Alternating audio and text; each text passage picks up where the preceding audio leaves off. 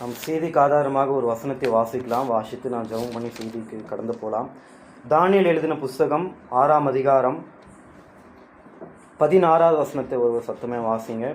தானியேல் 6ஆம் அதிகாரம் 16வது வசனம்.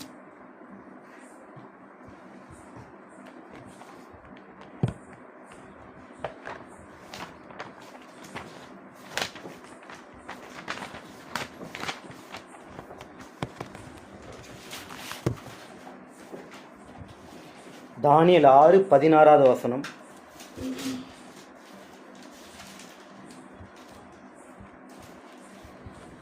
அப்பொழுது ராஜா கட்டளையிட அவர்கள் தானியேலை கொண்டு வந்து அவனை சிங்கங்களின் கெபிலே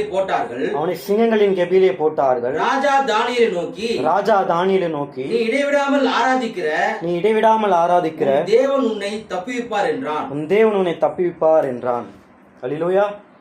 வாசிக்கப்பட்ட வேத வசனத்தோட தேவன் தாமே ஒரு நாள். இன்னைக்கு ஒரு புதன்கிழமை. ஆக்சுவலாக இது பேசணும்னு நினைக்கல. இப்போது இந்த மெசேஜ் வந்து எனக்கு ஞாபகம் வருது, அதனால் அதை படித்து காட்டுறேன். தேவ ஜனங்களுக்கு புதன்கிழமை ஆராதனை வந்து எவ்வளோ ஒரு கேர்லெஸ்ஸான ஒரு விஷயம் இருக்குதுன்னு சொல்லி திருக்கதரிசி பேசுகிறார். அதை படிக்கிறேன். அப்பொழுது இந்த கடைசி நாட்களில் அவர் தம்முடைய கோபத்தை ஒரு நீதியுள்ள ஜனங்கள் மேல் நீதியாய் ஊற்ற மாட்டார். தேவன் வந்து ஒரு நீதியுள்ள நியாயாதிபதி இல்லைங்களா? அவர் வந்து தேவையில்லாத அவருடைய கோபத்தை வந்து ஒரு நீதியாய் செய்கிற ஜனங்கள் மேல் ஊற்ற மாட்டார். அவர் நாம் தராசனை நிறுக்கப்பட்டு குறையை காணப்பட்டோம். இல்லை கவனிங்க, நாம் எல்லாரும் களிக்கூற நேரங்களையும் வானொலி நிகழ்ச்சிகளையும் தணிக்கை செய்யப்படாததையும் எல்விஸ் பிரிஸ்லி, ஆர்தர் காட்ப்ரே பழைய அசுத்தமான நகைச்சுவைகளையும் வானொலி மற்றும் தொலைக்காட்சியில் குறிப்பிடத்தக்கவைகளை குறித்து சிந்திக்கிறோம். திருக்கதரிசி என்ன சொல்கிறாருன்னா, டிவியில் வருகிற நல்ல ஒரு களிக்கூறுனான ஒரு விஷயம் டிவி சீரியஸில் பார்த்துக்கிட்டு, அந்த காலத்தில் ஒரு 1960 டைமில் பார்த்தீங்கன்னா எல்விஸ் பிரிஸ்லின்னு ஒரு நபர் இருந்தார். அவர் வந்து ஒரு பெரிய ஒரு சிங்கர். அவருடைய பாட்டை கேட்டுட்ருக்கீங்க. இல்லைனா ஆர்தர் காட்ப்ரே, அவர் வந்து ஒரு ஃபிலிம் மேக்கர், ஒரு படத்தை தயாரிக்கிறவர். அவருடைய படங்களை பார்த்து கொண்டு, இல்லை அசுத்தமான நகைச்சுவைகள், காம்பவுண்ட் மீனிங், டபுள் மீனிங் இருக்கிற வேர்ட்ஸ்லாம் டிவியில் வர ஷோஸ்லாம் பார்த்துட்டு, இதெல்லாம் நீங்கள் பார்த்துட்டு இருக்கீங்க. குறிப்பிடத்தக்க குறித்தில் சிந்திக்கிறோம். நாம் புதன்கிழமை இரவு ஜப கூட்டத்துக்கு வராமல் வீட்டிலேயே அது போன்ற அப்படிப்பட்ட அற்புதமானதை காண தரித்திருந்து நம்மை கிறிஸ்தவர்கள் என்று அழைத்துக் கொள்கிறோமேன்னு சொல்லி ஒரு கேள்வி மார்க்கோடு நிறுத்துகிறார். நாம் கிறிஸ்தவர்கள் என்று அழைத்துக் கொள்கிறோம். புதன்கிழமை ஆராதனை என்பது ரொம்ப ஒரு முக்கியமான ஒரு ஆராதனை. அதை குறித்து தான் ஒரு முக்கியத்துவம் தெரில அப்படின்னா திருக்கதரிசி சொன்ன மாதிரி காரியங்கள் தான் நம்ம பார்த்துட்டு இருப்போம். என்னன்னா, ஜாலியான ஒரு சாங்ஸ் கேட்குற ஒரு சுச்சுவேஷன், இல்லை தேவையில்லாத ஒரு டிவி சீரியஸ் பார்த்துட்டு இருக்கிற விஷயம். ஸோ இதெல்லாம் எதை காட்டுது அப்படின்றால் நம்ம ஒரு கிறிஸ்தவர்கள் தானா அப்படின்ற ஒரு கேள்விக்குரிய வைக்குது. திருக்கதரிசி அதுதான் கேட்கிறார். ஸோ இப்பொழுது எனக்கு அதை ஞாபகம் வந்தது, அதனால் அதை படித்தேன். ஸோ நான் இப்போ படித்த வேதவசனத்தை திரும்பமாய் நான் வந்து ஆங்கிலத்தில் படிக்கிறேன். Daniel chapter 6 verse 16. Then the king commanded, and they brought Daniel and cast him into the den of lions. Now the king spake and said unto Daniel, thy God whom thou servest continually, he will deliver thee. நாம் ஜெபம் செய்யும்படி தாள்களை தாழ்த்தலாம். நீங்கள் அதிகமாக நேசிக்கிறதான அன்பின் பரலோக தகப்பனே, அப்பா ஆண்டவரே, நீ எல்லா நாட்கும் ஆண்டவராக இருக்கிறீர் தகப்பனே. அப்பா, இந்த நல்ல நாளுக்கும் நீர் ஆண்டவராக இருக்கிறீர் ஆண்டவரே. இந்த அருமையான இந்த புதன்கிழமை வேலைக்காய் நன்றி. அடியேன் இந்த இடத்துல நிற்க வைத்து உதவி செய்திருக்காய் நன்றி அப்பா. தேவனே, இந்த வேலையில் கூட கர்த்தாவே இந்த வார்த்தையை பகிர்ந்து கொள்ள ஒரு சூழ்நிலை எனக்கு உண்டாக்கி தந்த தயவுக்காய் நன்றி. இது ஏதோ ஒரு சூழ்நிலையால் உண்டானது கர்த்தாவே, இல்லை ஏதோ ஒரு காரியத்தால் உண்டானது நான் விசுவாசிப்பதில்லை. அது என் தேவனுடைய திட்டத்தில் இருப்பது நான் விசுவாசிக்கிறேன். இந்த வேலையில் கூட கர்த்தாவே பேசப்படுகிற வார்த்தைக்காய் நன்றி ஆண்டவரே. பேசுகிற நபர் நான் அல்ல, என் தேவனுக்குள்ளாக ஆண்டவரே எனக்குள்ளாக இருந்து நீ பேசும். இந்த வார்த்தைகள் தெளிவாய் போதிக்க உதவி செய்யும் கர்த்தாவே. அப்பா, உமக்கு ஸ்தோத்திரம் கர்த்தாவே. இந்த நேரத்தில் யாராருக்கு எந்த ஒரு பாகத்தை பகிர்ந்து கொடுக்க நீ சித்தம் வைத்திருக்கிறீரோ அப்பா, ஒவ்வொரு இருதயங்களையும் பார்க்கிறீர் தகப்பனே. அதன்படியாக நீர் வசனத்தை புடமிட்டு கர்த்தாவே நீர் அதுக்கு பகிர்ந்து அளிக்க உதவி செய்யுங்க அப்பா. இந்த வேலையில் கூட அடையனும் சமூகத்தில் வைத்தவனாய் கர்த்தாவே, இந்த வார்த்தையை என்னுடைய வாயிலிருந்து நீர் கர்த்தாவே நம்முடைய வார்த்தையை புறப்பட உதவி செய்யுங்க கர்த்தாவே. இயேசு கிறிஸ்து நாமத்தினாலே கேட்கிறேன் நல்ல தகப்பனே. அல்லேலூயா. மீண்டுமாய் கர்த்தருடைய நாமத்துக்கு மகிமை உண்டாகட்டும். ஆமென். ஸோ இந்த புதன்கிழமை செய்தி பேசணும்னு சொல்லி எனக்கு லாஸ்ட் வீக் வந்து சொன்னாங்க. ஆக்சுவலாக என்னுடைய விசுவாசம் எப்படின்னா, பிரதருக்கு வந்து ஏதோ ஒரு வேலை வந்துடுச்சு, அதனால இந்த செய்தி எனக்கு வந்துச்சு, இல்லை வந்து வேற ஒரு நபருக்கு சொன்னாங்க நீங்கள் பண்ணுங்க அப்படின்னு எனக்கு சொன்னாங்க. ஓகே, ஒரு ஆள் அவரால் முடியல போல, இல்லை அவருக்கு ஒரு ஏதோ ஒரு வேலை இருக்குது அதனால எனக்கு இந்த செய்தி வந்துச்சுன்னு சொல்லி நான் விசுவாசிக்கிறது இல்லை. நான் வந்து எப்பவுமே வந்து தேவனுடைய திட்டத்தை வந்து விசுவாசிக்கிற ஒரு நபன். ஐ மீன் தேவன் வந்து ஒரு காரியத்தை வந்து ஒரு பிளான் பண்ணி வச்சிருப்பார். அந்த பிளான்ல சம்மந்தப்பட்ட விஷயங்கள் தான் அந்த பூமியில் நடக்கும். உங்களுக்கு புரியுதுங்களா? நீங்கள் என்னை கவனிக்கலாம், என்னை பார்க்க, ஏன்னா எனக்கு காலில் பேசி பழக்கம் கிடையாது. ஸோ நான் உங்களை பார்த்து நான் பேசுகிறேன், சரிங்களா? ஆமே. ஸோ தேவன் வந்து ஒரு பிளானை வச்சிருப்பார். ஏதோ தற்செயலாக வந்து எது நடக்கிறது இல்லை. ஏன்னா வசனத்தில் அதுதான் சொல்லுது. அவர் வந்து மீட்பின் திட்டம்னு ஒரு திட்டத்தை வச்சிருக்கிறார். உலக தோற்று முதல் முடிவு வரை வரைக்கும் ஒரு பிளான் வச்சிருக்கிறார். அந்த பிளான் படி தான் இந்த டைம்ல இது நடக்கணும்னு சொல்லி வச்சிருப்பார். ஐ மீன் ஸோ தேவனுடைய திட்டத்தில் இன்னைக்கு இந்த புதன்கிழமை இந்த 14ஆம் தேதி இந்த மணி நேரத்தில் நான் தான் பேசணும்னு சொல்லி ஒரு திட்டத்தில் வச்சிருப்பார். ஐ மீன் ஸோ அதனால தான் நான் இங்கே நின்று கொண்டு இருக்கிறேன். தேவன் உங்களை ஆஸ்வதிக்கட்டும். ஒரு சின்ன ஒரு விசுவாசமுள்ள ஒரு செய்தி நான் உங்களுக்கு கொண்டு வந்திருக்கேன். ஆக்சுவலி ஆல்ரெடி தெரிஞ்ச கதை தான். எத்தனை பேருக்கு அந்த தானியேல் சிங்கக்கபில போட்ட கதை தெரியுங்க? உங்களுக்கு தெரியல இல்லைங்களா? அந்த காரியத்தை நான் வந்து நினைப்பூட்ட விரும்புகிறேன். அதுவும் இல்லாமல் ஒரு விசுவாசத்துக்கு இந்த நேரத்துக்கு தேவை என்ன தேவை அப்படின்னு சொல்லி நான் பேச ஒரு சின்ன காரியத்தை நான் எடுத்துக்கொள்கிறேன். என்னுடைய தலைப்பு ஆனது இடைவிடாமல். என்னுடைய தலைப்பு இடைவிடாமல். ஆங்கிலத்தில் நீங்கள் படிச்சீங்கன்னா கண்டினியூவலி அப்படின்னு போட்டிருக்கும். ஆங்கிலத்தில் இன்னொரு வேர்டு இருக்குது, கண்டினியூஸ்லி அப்படின்னு ஒரு வேர்டு இருக்கும், கண்டினியூவலின்னு ஒரு வேர்டு இருக்கும், சரிங்களா? கண்டினியூவலி அப்படின்னா ஒரு குறிப்பிட்ட விஷயத்தை திரும்ப திரும்ப செய்வது. உங்களுக்கு புரியுதுங்களா? ஒரு ஸ்டார்டிங் பாயிண்ட் எடுத்துக்கோங்க, ஒரு எண்டிங் பாயிண்ட் எடுத்துக்கோங்க, அந்த பாகத்தை மட்டும் திரும்ப திரும்ப திரும்ப கண்டினியூவாக பண்ணிகிட்டே இருக்கிறது தான் கண்டினியூவலின்னு அதோட வார்த்தைக்கு அர்த்தம், சரிங்களா? கண்டினியூஸ்லி வந்து அது தொடர்ந்து வந்துட்டே இருக்கிறது. இப்போ மழை வந்து ஒரு பாதி பாதியாக பெய்யாதுங்க, அது கடந்து வந்துட்டே இருக்கும். ஒரு நதி கடந்து வந்துட்டே இருக்கும், புதுசாக வந்துட்டே இருக்கும். பட் கண்டினியூவலி அப்படின்றது ஒரு குறிப்பிட்ட ஒரு விஷயத்தை திரும்ப திரும்ப திரும்ப திரும்ப வந்துட்டே இருக்கிறது. ஒரு சர்டைன் பகுதி திரும்ப திரும்ப வர்றது தான் கண்டினியூலி என்ற ஒரு மீனிங். ஸோ ஆங்கிலத்தில் அதுதான் எழுதப்பட்டிருக்குது. இந்த தானியேல் ஏன் இந்த காரியத்தை நம்ம படித்தோம் அப்படின்னு அது படிக்கிறதுக்கு முன்னாடி எத்தனை பேருக்கு ஆபிரகாம் பற்றி தெரியும்? லைனில் இருக்க கேட்குதுங்களா? ஆபிரகாம் பற்றி தெரியுங்களா உங்களுக்கு? யாருக்காச்சும் தெரியலன்னு யாரா சொல்ல முடியுமா? தெரியும், எல்லாருக்கும் ஆபிரகாமை பற்றி தெரியும். ஸோ இந்த தானியேல் வரைக்கும் என்ன காரியம்னு சொல்லி ஒரு அவுட்லைன் நான் போட்டுட்டு வந்துடுறேன். ஸ்டார்டிங் சீடை நான் போட்டு வரேன், சரிங்களா? ஆபிரகாம் தேவன் அழைக்கிறார். அவனை அழைச்சி என்ன பண்ணுறாரு? நான் உன்னை பிளஸ் பண்ணுறேன்ப்பா, உன்னை ஆஸ்வதிக்கிறேன், நீ இந்த வந்து வானத்தில் எவ்வளோ நட்சத்திரம் இருக்கோ அவ்வளோ பேர் உன்னுடைய பிள்ளைகள் வருவாங்க, இல்லை இந்த கடற்கிற மணல் எவ்வளோ இருக்குதோ அவ்வளோ பேர் உன்னுடைய ஜனங்களாம் வருவாங்கன்னு சொல்லி தேவன் அவனுக்கு அவர் பிளஸ் பண்ணுறாரு. அவர் பிளஸ் பண்ணும்போது அவருக்கு குழந்தையே கிடையாது, சரிங்களா? அவருக்கு குழந்தையே கிடையாது. அதுக்கப்புறம் அந்த 100 வயசுல அவருக்கு குழந்தை பிறகுது. அவருடைய குழந்தை பேர் ஈசாக்கு. ஈசாக்குக்கு ஒரு குழந்தை பிறகுது. அவருடைய குழந்தை பேர் யாக்கோபு, சரிங்களா? யாக்கோபுக்கு தன் நேசித்த மனைவினால் 2 மனைவினால் குழந்தைகளை பெற்றெடுக்கிறார்கள். அது மட்டுமல்ல, அவருடைய வேலை செஞ்ச ஸ்திரீகள் மூலியமா குழந்தை பெற்றெடுக்கிறார். கிட்டத்தட்ட 13 பிள்ளைகள். எத்தனை பிள்ளைங்க? 13. அது 13வது வந்து ஒரு கேர்ள், சரிங்களா? ஸோ அது ஒரு தவறாய் வழிக்குள்ள போனனால அது காட்சியில இல்லாம போகுது, சரிங்களா? மிச்சம் 12 பேர் இருக்கிறாங்க. ஸோ அந்த 12 பேர் தான் வம்சமா வளர்றாங்க. ஸோ அந்த 12 பேர் எங்க இருந்தாங்கன்னா இஸ்ரேல் என்ற நாட்டில் இருக்கிறாங்க. ஒரு கட்டாயத்தினால ஒரு சூழ்நிலையினால யோசேப்பு, அந்த 12 பேர்ல யோசேப்புன்ற ஒரு நபர் மட்டும் எகிப்துக்கு போறாரு ஃபர்ஸ்ட், சரிங்களா? எகிப்துன்றது இந்த காலத்துல அமெரிக்காவை நினைச்சுக்கோங்க. அவ்வளோ பேர் வல்லசர நாடு அது நல்ல வளமிக்க ஒரு நாடு. அங்க வந்து எப்படி சொல்லுது, அது ஒரு பாலைவன நாடு. பட் அங்கவே நல்ல வளமிக்க எல்லாமே கிடைக்கிற ஒரு பொருள் கிடைக்கிற ஒரு விஷயம், இல்லை ஒரு கல்வி கிடைக்கிற விஷயம் பார்த்தீங்கன்னா எகிப்தா இருந்துச்சு. இப்போ எப்படி அமெரிக்கா இருக்குதோ, இப்போ எப்படி சொல்கிறோம், அமெரிக்காவுக்கு நான் போயிட்டு வந்தேன், நான் அமெரிக்காவில் படித்தேன்னு சொல்லுவாங்கல்ல. ஸோ அந்த மாதிரி எகிப்தில் நான் படித்தேன், எகிப்தில் இருக்கிறேன்னு சொல்கிற அளவுக்கு அப்படி அப்பேற்பட்ட ஒரு தேசமாக இருந்துச்சு. ஸோ அதில் முதல்ல யோசேப்பு நபர் போகிறார். அதுக்கப்புறம் ஒரு சில விஷயத்தினால, பஞ்சத்தினால ஒட்டுமொத்த ஃபேமிலி எங்கே போச்சுன்னா எகிப்துக்கு போகுது. ஸோ எகிப்தில் வந்து அந்த யோசிப்பு சூழ்நிலையில ராஜாவாகிறார். மிச்சம் இங்கே 12 பேர் போனால் அங்கேயே தங்கிட்டு அங்கேயே வம்சமாக வளர்றாங்க. கிட்டத்தட்ட 430 வருஷமா அங்கேயே இருந்துடுறாங்க, சரிங்களா? ஸோ 400 வருஷம் கழிச்சனால ஆக்சுவலாக வந்து அவங்க வந்து ஒரு நன்மையான ஒரு விஷயத்துக்கு போகிறாங்க. பட் அது பிற்காலத்தில் என்ன ஆயிடுச்சுன்னா அடிமைத்தனத்துக்கு போயிட்டாங்க. அங்கே இருக்கிற எகிப்தியர்கள் இந்த 12 வம்ச கோத்திரத்தாட அடிமையாக்கிடுறாங்க, சரிங்களா? ஸோ இந்த அடிமைத்தனத்திலிருந்து தன்னுடைய தேவன் கொடுத்த ஆபிரகாமுக்கு கொடுத்த வாக்குத்தத்தம் பண்ணப்பட்ட அந்த தேசத்துக்கு எங்க நான் உன்னை பிளஸ் பண்ணணும்னு சொன்னாரோ, எங்க உன்னை ஆஸ்வதிப்பன்னு சொன்னாரோ அதே இடத்துக்கு கூட்டிட்டு வர்றதுக்கு மோசேன்னு ஒரு நபரால் கூட்டிட்டு வராங்க. எங்க இருந்து அப்படின்னா எகிப்துல இருந்து இஸ்ரேல் நாட்டுக்கு கூட்டிட்டு வராங்க. ஸோ ஸோ இஸ்ரேல் 12 கோத்திரமோ தன்னுடைய இடத்துக்கே வந்துட்டு அவங்களுக்கு கொடுக்கப்பட்ட ஒரு 12 பேருக்கும் ஒரு இடம், இங்கே இது நீங்கள் இங்கே இருந்துக்குங்க, நீங்கள் இங்கே இருந்துக்குங்கன்னு சொல்லி எல்லாருக்கும் பகுக்கப்படுது. இப்படியே ரொம்ப நாள் கழிச்சு ஆகுது. இதுக்கப்புறம் ராஜாக்கள் காலம் வருது. சவுல் வரார், தாவீது வரார், சாலமோன் வரார். இப்படியாக வரும்போது ஜனங்கள் என்ன பண்ணிட்டாங்கன்னா தனக்கு இஷ்டமானதை படி செய்ய ஆரம்பிச்சிட்டாங்க. சரிங்களா? ஸோ நிறைய தவறுக்குள்ள போக ஆரம்பிச்சிட்டாங்க. எப்படின்னா அவங்க ஃபர்ஸ்ட் செஞ்ச தவறு வந்து தனக்கேண்டு ஒரு ராஜா வேணும்னு கேட்டது தான். தேவன் சொன்னார், உங்களுக்கு நானாவே ராஜாவை இருந்துக்கிறேன். நீங்கள் ஏதாவது ஒரு போருக்கு போனால் அதுக்கு சேனை தலைவனா நானே இருந்துக்கிறேன். அதனால அவர் பேர் சேனையிலும் கருத்து. நான் சொன்னேன், நான் சேனை நானே இருந்துக்கிறேன்ப்பா, நீ சண்டை போடாதீங்க, நான் சண்டை போடுறேன், நீங்க சும்மா இருங்க போதுன்னு. சில இடத்துல அவரும் சண்டை போட வச்சேன். ஸோ இப்படியா இருக்கும்போது அந்த தேவனை மறந்துட்டு சில காரியம் செய்ய ஆரம்பிச்சிட்டாங்க. சரிங்களா? மொத்தம் எத்தனை கோத்திரம்? 12 கோத்திரம். இந்த இஸ்ரேல் இடத்துல இந்த 12 கோத்திரமா 2ஆ பிரியுது. சரிங்களா?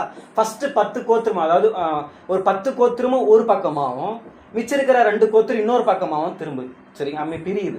ஸோ இப்போ 2 பேர் அந்த பக்கம் ஒரு ராஜாவும் இந்த பக்கம் ஒரு ராஜாவும் ஆள்றாங்க. இந்த 2 கோத்திரம் யாருன்னா யூதாவும் பென்யமீன் கோத்திரம்.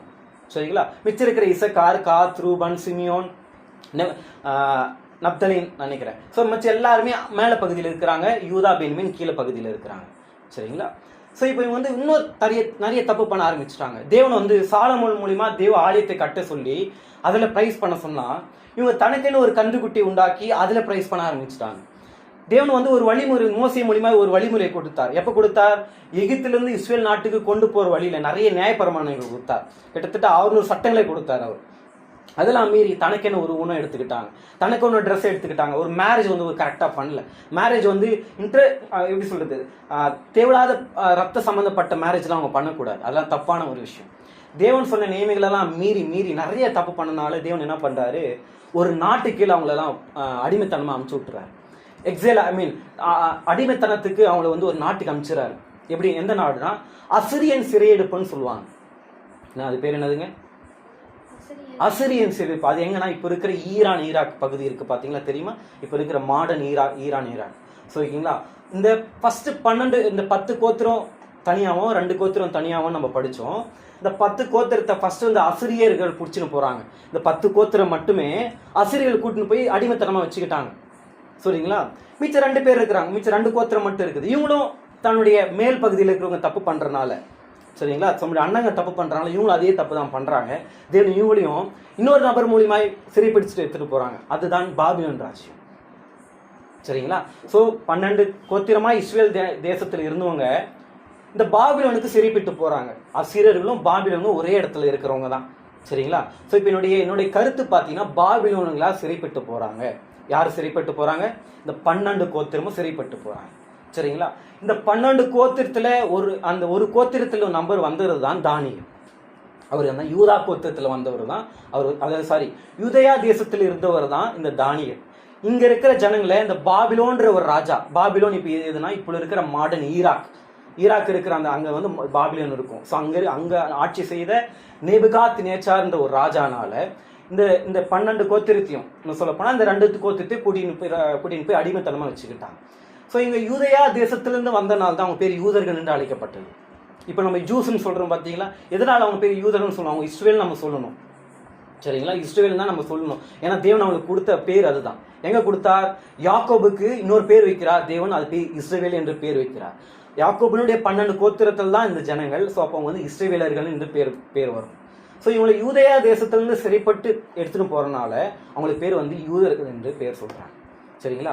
இப்படி அவருக்கு போகும்போது கிட்டத்தட்ட 12 வயசு. அவருக்கு எத்தனை வயசுங்க?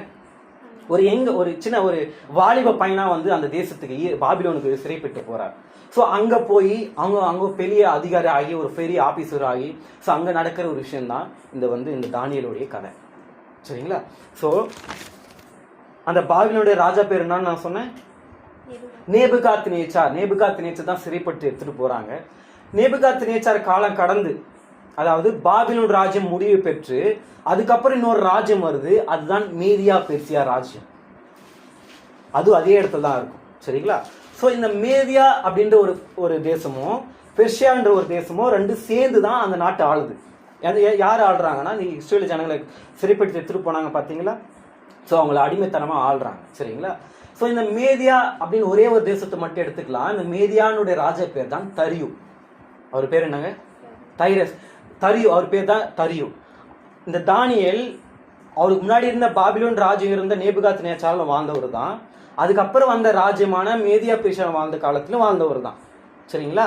கிட்டத்தட்ட மேதியானுடைய ராஜ்யத்தில், அதாவது மேதியானுடைய தரியு ஆள்ற டைம்ல இருந்தவர் தான் இந்த தானியேல். ஸோ அந்த டைம்ல நடக்கிறது தான் வந்து இந்த சம்பவம். இப்போ புரியுதுங்களா? ஒரு அவுட் லைன் புரியுதா? ஸோ ஆபிரகாம்லேருந்து இப்போ எங்கே இருக்கிறோம் நம்ம புரியுது. இன்னும் நம்ம எடுத்தால் நம்ம எங்கே இருக்கிற வரைக்கும் சொல்ல முடியும். பட் இப்போ நமக்கு அதுக்கு டைம் இல்லை. சரிங்களா? இந்த தானியலுக்கு இந்த தரியு ராஜா வந்து ரொம்ப ஃபேவரான ஒரு ராஜா, ரொம்ப ஒரு பழக்கப்பட்ட ராஜா. அவருக்கு வந்து ரொம்ப எப்படி சொல்கிறது, இவருடைய நிறைய விஷயங்கள் அவர் வந்து விளக்கினால அந்த தேசத்துக்கே வந்து இவங்களோட நல்ல திறமசாலியாக வந்து வளர்ந்தனால ஒரு நல்ல ஆஃபீஸராக எடுத்துன்னு போய் வச்சிருக்கிறாங்க அந்த பாபிலோன் ராஜ்யத்தில். இப்போதைக்கு அது மேதியா பேர்ஷியா ராஜ்யமாக இருக்குது. புரியுதுங்களா? ஸோ இப்போது நல்லா கவனிங்க. இந்த தரியுன்ற ராஜா அந்த நாட்டை ஆள்றார். அப்படி ஆளும்போது ரொம்ப பெரிய தேசமாக இருக்கிறதுனால ஒரு ஆளாக ஆள முடியாததுனால கிட்டத்தட்ட 120 தேசாதிபதிகளை வைக்கிறார். புரியுதுங்களா? ஒவ்வொரு தேசத்துக்கும் முதலமைச்சர் மாதிரி, ஒரு சீஃப் மினிஸ்டர் மாதிரி 120 பேர் வைக்கிறாங்க. அந்த மாதிரி இந்த 120 அந்த ஆஃபீஸருக்கும் 3 பேர் அதிகாரியாக வைக்கிறார். அதில் ஒரு நபர் தான் தானியேல். புரியுதுங்களா? திரும்ப சொல்கிறேன், 120 பேர் தேசாதிபதி, அங்கே இருக்கிற தேசத்துக்குலாம் அதிபதிங்க. இந்த 120 பேருக்கும் தலைமை அதிகாரியாக 3 பேரை வைக்கிறார். அந்த 3 பேரில் ஒருத்தர் தான் தானியேல். சரிங்களா? மிச்சம் இந்த 2 பேர் இருப்பாங்க பார்த்தீங்களா? இந்த 2 பேர் வந்து தானியேல பொறாமப்படுறாங்க. என்ன பொறாமப்படுறாங்கன்னா, அவனுக்குள்ள ஏதோ சம்திங் ஸ்பெஷலாக இருக்குது. அவங்ககிட்ட ஒரு வேலை கொடுத்தா கரெக்டாக செய்கிறான். ஒரு சின்ன ஒரு பிசிறு தட்டாமல் ஒரு விஷயத்தை செய்கிறான். ஒரு வேலை கொடுத்தா கரெக்டாக செய்கிறான். ராஜா என்ன வேலை செஞ்சா என்ன கொடுத்தானோ கரெக்டான ஒரு வேலையை செய்கிறான். சரிங்களா? இதை பார்த்தனால அவங்க 2 பேருக்கும் மட்டும் இல்லை, மிச்சம் 120 பேர் இருக்கிறாங்க பார்த்தீங்களா அதிபதி, அவங்களுக்கெல்லாம் பொறாம கோவம். ஏன் தெரியுங்களா? வசனம் சொல்லுது, அவனுக்குள்ள ஒரு விசேஷ தாவை இருந்துச்சாமா. ஒரு ஸ்பெஷல் ஒரு எப்படி சொல்ல ஒரு டிஃப்ரெண்ட் ஸ்பிரிட் அவருக்குள்ள இருந்துச்சான். ஐ மீன், ஸோ நம்மளுடைய படிக்கிற இடத்துலையோ நம்ம வேலை செய்கிற இடத்துலையோ இல்லை நம்மளுடைய மேலாளர் அண்டர்லையோ நமக்கு அந்த மாதிரி ஒரு பேர் இருக்குதா நம்ம யோசிச்சு பார்க்கணும். ஐ மீன், ஜோயா அவங்களுக்குள்ள ஒரு ஸ்பெஷல் ஸ்பிரிட் இருக்குப்பா. உங்கள் ஃப்ரெண்ட்ஸு சொல்லணும், இல்லைம்மா அந்த பிள்ளை கொஞ்சம் டிஃப்ரெண்ட்டாக இருக்குது, என் கூட அவ்வளோ சேர மாட்டேங்குது, சில விஷயங்கள் பேசினா அது விலைக்கு போயிடுது, அப்படி சொல்கிறாங்களா? சொல்கிறது இல்லையா? அப்போ ஸ்பெஷல் ஸ்பிரிட் இல்லைன்னு அர்த்தம். ஐ மீன், ஸோ நம்ம வேலை செய்கிற இடத்துலையோ நம்ம படிக்கிற இடத்துலையோ அந்த மாதிரி நமக்கு பேர் இருக்குதா சொல்லி நம்ம யோசிச்சு பார்க்க வேண்டியது. ஐ மீன், ஸோ இந்த மிச்சம் இருக்கிறவங்களாம் தானியேல் மேல் பொறாமப்படுறாங்க.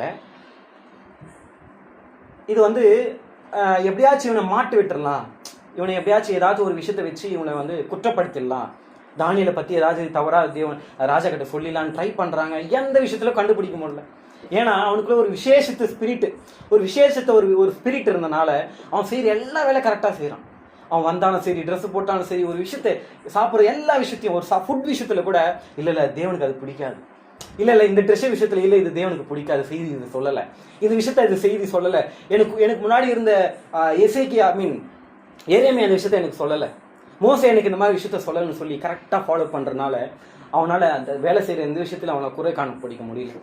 உடனே இவங்க வேற ஒரு பிளான் போடுறாங்க. என்ன பிளான் போடுறாங்கன்னா, இவன் வந்து நம்ம வேலை சொன்னால் கரெக்டாக செஞ்சிடறான். இவன் ரொம்ப முக்கியமான விஷயம்னா ஜப வாழ்க்கையில், ஸ்பிரிச்சுவல் லைஃப்பில் வந்து இவனை எப்படியாச்சும் குறை கண்டுபிடிச்சிடலாம். நம்மளையும் கூட அப்படிதான் நம்மளுடைய அக்கம் பார்த்து நம்ம குறையை காண்பிப்பாங்க. நம்ம கிறிஸ்துவர்களாக நம்ம வேதத்தை படி வாழ்ந்துட்டே இருக்கும் பொழுது நம்மளை எதில் குறை காண்பிக்க முடியும்னா, அவன் டெய்லி சர்ச்சுக்கு போகிறான்ல, அவன் டெய்லி மெசேஜ் கேட்குறான்ல, டெய்லி மெசேஜ் படிக்கிறான், அது கரெக்டாக தசமாக கொடுக்குறான், ஒழுங்காக ட்ரெஸ் பண்ணுறான். இப்போ அவன் போய் சர்ச்சில் உட்காந்து மெசேஜ் கேட்கும்போது அதில் குறை கண்டுபிடிச்சிடலாம். அப்பா அன்றைக்கி அந்த மாதிரி மெசேஜ் பேசுனாங்க, நீ அந்த மாதிரி இல்லையப்பா. ஸோ இவங்களும் அதே மாதிரி தான் ட்ரை பண்ணுறாங்க. இவன் ஜப வாழ்க்கையில் ஏதாச்சும் ஒன்று கண்டுபிடிச்சிடலாம், அதில் மாட்டி வச்சுன்னு ஒரு கரெக்டாக ஒரு ட்ரிக் யூஸ் பண்ணி ராஜா கிட்ட போயிட்டு, ராஜா எனக்கு ஒரு பிளான் வந்துருக்குது, எங்களுக்குலாம் நாங்கள்லாம் ஒரு பிளான் பண்ணியிருக்கிறோம். என்ன பண்ணியிருக்கோம்னா, ஒரு 30 நாளைக்கு உங்களை மட்டும் வணங்கணும், மற்ற எந்த ஜனமும் எந்த ஒரு அதிபதியும் எந்த கடவுளையும் வணங்கக்கூடாது, அது யாருன்னா இருக்கட்டும், யாருமே வணங்கக்கூடாது, உண்மையை மட்டும் தான் வணங்கணும்னு சொல்லி ஒரு ஆர்டர் பண்ணுங்க. அப்படி பண்ணலைன்னா, அப்படி வணங்கலைன்னா அவங்கள சிங்கக்கப்பில் போட்டுடலாம் அப்படின்னு சொல்லி ஒரு பிளான், இவங்களுக்குள்ள ஒரு ட்ரிக்கை பிளான் பண்ணுறாங்க. இது வந்து ராஜாக்கு தெரியாது. இவங்களுக்குள்ளே பிளான் பண்ணிவிட்டு ராஜா கிட்ட எடுத்துன்னு போயிட்டு, ராஜா நாங்கள் அதிபெல்லாம் சேர்ந்து ஒரு பிளான் பண்ணியிருக்கிறோம், இந்த மாதிரி உங்களை மட்டும் வணங்கலாம், அப்படி வணங்கலைன்னா அவங்க சிங்கக்கப்பில் போட்டுறான்னு சொல்லிட்டு ஒரு ஆர்டர் போடுங்கப்பா, ஒரு ஆர்டர் போடுங்க ராஜா அப்படின்னு சொல்லும் போது அவர் என்ன பண்ணிட்டாரு, எப்பவுமே தன்னை பற்றி பெருமையாக பேசும்போது நம்மளால் வந்து அவுட் ஆஃப் கண்ட்ரோல் ஆகிடும். புரியுதுங்களா உங்களுக்கு? ஸோ ராஜாவுக்கு என்ன ஆயிடுச்சு, அவுட் ஆஃப் கண்ட்ரோல் ஆகி சரிப்பா நான் ஆர்டர் கொடுக்குறேன்னு சொல்லிட்டு ஆர்டர் போட்டார். இப்போ அந்த ஆர்டர் வந்து தேசம் முழுக்க பரவுது. என்ன ஆகுதுங்க? தேசம் முழுக்க பரவுது. ப்ளீஸ் சார் ஜான் லைனில் வாங்க, இது லைன் ஃபுல்லாகிடுச்சு. ஹலோ விஷாக், ஜான் லைனில் வாங்க. எனக்கு எடுக்க முடியாது, இதில் ஃப்ளைட் மோடில் போட்டிருக்கேன். அப்படியா? வேறு நம்பர் இல்லையே, எடுத்துருங்க ஃப்ளைட் மோடில். இதில் கனெக்ட் ஆகும், இதுலேருந்து கட் ஆகிட்டாரு. ஒன்று எனக்கு நான் ரெக்கார்ட் பண்ணியிருக்க அப்புறம் அனுப்பிச்சு அதை பார்த்துக்கிறேன். சரி நீங்கள் பேசுங்க. சாரி டிஸ்பன். நான் என்ன பேசிகிட்டு இருந்தேன்? நீங்கள் தான் பக்கத்தில் குற்றம் கண்டுபிடிக்கிறதுக்காக. இப்போ நீங்கள் கவனிக்கலன்னு அர்த்தம், சரியாக கவனிங்க. சரி சார், நான் மறுபடியும் சொல்கிறேன், எனக்கு இந்த லைனில் பேசி பழக்கம் கிடையாது, சரி? அதனால தான் உங்களை பார்த்து பேசிகிட்டு இருக்கேன். எனக்கு நீங்கள் வந்து ரிப்பீட் பண்ணுங்கள். ஸோ இவங்க இந்த ராஜா கிட்ட வந்து இந்த டிகிரி போட சொல்கிறாங்க. என்ன பண்ண சொல்கிறாங்க? இன்னும் 30 நாள் மட்டும் வணங்குங்க, இல்லைன்னா சிங்கக்கபியில் போட்டுடலாம் அப்படின்னு சொல்லி பிளான் போட்டு இவர் பிளானை போட்டார். இந்த பிளான் வந்து தேசம் முழுக்க பரவுது. என்னது தேசம் முழுக்க எல்லாருக்கும் பரவுது. இந்த விஷயம் தானியலுக்கும் தெரிஞ்சிச்சு, இந்த மாதிரி போட்டுக்கிறான்னு சொல்லி. ஆனால் இவர் என்ன பண்ணுறாருன்னா, அவர் அந்த விஷயத்தை ஃபாலோ பண்ணல. இவர் போயிட்டு தினமும் டெய்லியும் எப்படி பண்ணுவாரோ, எந்த இடத்துல ஜெபம் பண்ணுவாரோ, எப்படி ஜெபம் பண்ணுவாரோ, கதவை திறந்து ஜன்னலை திறந்து அவரோட தேசத்துக்கு நேராக என்னதுங்க, அவங்க தேசத்தில் என்ன இருக்குன்னா எருசலேம் ஆலயம் இருக்குது. என்ன இருக்குதுங்க? அந்த எருசலேம் ஆலயம் யார் கட்டினாங்கன்னா சாலமோன் கட்டினார். ஏன்னா சாலமோன் சொல்லிட்டு போனார், தேவன்கிட்ட ஒரு விண்ணப்பத்தை வைக்கிறார். என்ன வைக்கிறாருன்னா, இந்த ஆலயத்தை நோக்கி எங்கே இருந்தாலும் உலகத்தில் எந்த மூலையிலிருந்து இந்த ஆலயத்தை நோக்கி ஜெபம் பண்ணா அவங்களுக்கு பதில் கொடுங்க அந்த ஒரேன்னு சொல்லி தானியேல் வந்து சாலமோன் சொல்லிட்டு போனார். இவர் என்ன பண்ணுறாரு? ஜன்னல் ஓப்பன் பண்ணி தினைக்கும் அதே பார்த்து ஜெபம் பண்ணுறாரு. எத்தனை வேலை தெரியுமா ஜெபம் பண்ணுறாரு? 3 வேளை ஜெபம் பண்ணுறாராம். 10ஆம் வசனத்தை வாசிக்கலாமா? தானியேல் 6ஆம் அதிகாரம் 10வது வசனம். 10ங்க. வேகமாக வாசிங்க, எனக்கு டைம் இல்லை. தானியேலோ வென்றால் அந்த பத்திரத்துக்கு கையெழுத்து வைக்கப்பட்டது என்று அறிந்த போதிலும்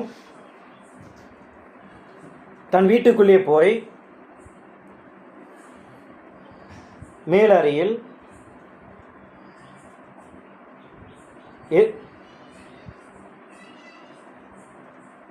திறந்திருக்க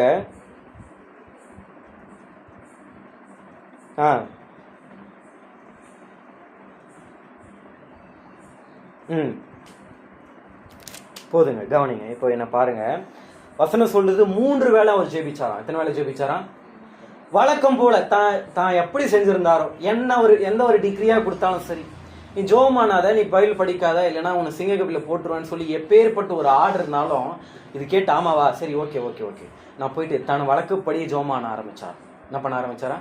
இதெல்லாம் அந்த ஜனங்கள் அந்த தேசாதி அதிபர்லாம் பார்த்துட்டு இப்போ பிடிச்சிடலாம் பாவனை, இப்போ பாயிண்ட் பிடிச்சிடலாம்ப்பான்னு சொல்லிட்டு அழகாக போயிட்டு ராஜா கிட்ட, ராஜா நம்ம ஒரு திட்டம் போட்டோம், டிகிரினா ஆணை, ஒரு டிகிரி போட்டோம். என்ன பண்ணோம்?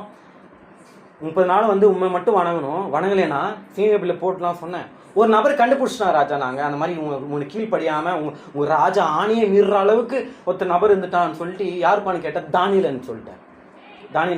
ராஜாக்கு ஆல்ரெடி தானியேல் ரொம்ப ஃபேவரான ஒரு நண்பர், ஒரு ஃப்ரெண்ட், க்ளோஸான ஒரு பர்சன், சரியா? ராஜா இது கேட்குறாரு. உடனே வந்து ஃபீல் பண்ணுறாரு. என்ன பண்ணுறாரு? ஐயோ தானியேலா. உடனே தானியேல் என்ன பண்ணுறாரு? எப்படியாச்சும் என்னை காப்பாற்றிடலாமா? எதுக்கு இந்த கதை ஆல்ரெடி நமக்கு எல்லாருக்கும் தெரிஞ்சுதான். எதுக்கு இந்த கதை சொல்கிறேன்னா பின்னாடி அது நான் உங்களுக்கு சொல்லுவேன், சரிங்களா? எப்படியாச்சும் என்னை காப்பாற்றிடலாமா அப்படின்னு சொல்லிட்டு அவருக்குள்ள ஒரு பிளான் போடுறாரு. இந்த விஷயத்த இந்த ஜனங்க, பொறாமை கொண்ட ஜனங்க கண்டுபிடிச்சிட்டாங்க. ராஜா ஏதோ ஒரு பிளான் போறாருப்பா, தானியேலை காப்பாற்றுறதுக்கு ஏதோ ஒரு பிளான் போறான்னு சொல்லிட்டு ராஜா மேதியா பெர்ஷாவுக்கு ஒரு ஆணை இருக்குது. அந்த தேசத்துக்கு ஒரு நியமிக்கப்பட்ட ஒரு சட்டம் இருக்குது. என்ன சட்டம்னா, ராஜாவால் ஒரு கையெழுத்து எடுக்கப்பட்ட ஒரு சட்டம் வந்துச்சு அப்படின்னா அது ராஜா நினைச்சா கூட மாற்றக்கூடாது, அது செஞ்சே ஆகணும். நீ சொல்ற மாதிரி செய், ஏன்னா நீ கையெழுத்து போட்ட, நீ போட்டா தானியேல் உன்னுடைய வார்த்தை மீறிட்டான், உனக்கு நீ சொன்ன ஆணையை அவன் மீறிட்டான். இப்போ நீ அவனை செய்ய வேண்டியது செய், அவனை சிங்கக்கபில் தான் போகணும்னு சொல்லி இவங்க கரெக்டாக பாயிண்ட்ல வந்து நிறுத்துறாங்க. புரியுதுங்களா? உடனே ராஜா ரொம்ப ஃபீல் பண்றாரு. எப்படியாச்சும் ட்ரை பண்றாரு, சாயந்தரம் வரைக்கும் ட்ரை பண்றாரு. எதுவுமே அவரால் முடியல. சரிப்பா, அவங்க அந்த மக்கள்கிட்ட அந்த தேசாதி அதிபர்லேயே கொடுத்துட்டு, சரி நீங்க என்ன பண்ணிக்கிங்கன்னு சொல்லிட்டு இவங்க தான் போய் அந்த தானியேலை கூப்பிட்டு வந்து அவங்க வந்து இதில் போடுறாங்கன்னா சிங்கக்கபியில் போட்டுறாங்க. சரிங்களா? சிங்கங்களில் போடும்போது ராஜா ஒரு வார்த்தை சொல்றார். 16ஆம் வசனத்தை வாசிங்க மறுபடியும். அப்பொழுது ராஜா கட்டளையிட தானியேலை கொண்டு வந்து சிங்கங்களின் ஜெபியிலே போட்டார்கள். ராஜா தானியேலை நோக்கி இடைவிடாமல் ஆதரிக்கிற உன் தேவன் உன்னை தப்புவிப்பார் என்றான். அல்லேலூயா. ஒரு அந்நிய தேசத்தான், தேவன் அறியாதவன், அவன் வாயிலிருந்து சொல்றான், நீ தினைக்கும் ஜெபம் பண்ணலப்பா, கண்டினியூவா ஜெபம் பண்ணலப்பா, அந்த தேவன் உன்னை தப்பிக்க வல்லவரா இருக்கிறார், நீ உன்னை தப்பிப்பான்னு சொல்லி அவன் வாயிலிருந்து விசுவாச வார்த்தைகளை சொல்றான். தானியேல் எத்தனை வேளை ஜெபம் பண்ணாருங்க? 3 வேளை ஜெபம் பண்ணாரு. அது எந்தெந்த வேலைன்னு நம்ம உங்களுக்கு சொல்ற. சங்கீதம் 50ஆவது அதிகாரம், சங்கீதம் புஸ்தகம் 55ஆம் அதிகாரம் 17ஆவது வசனம்.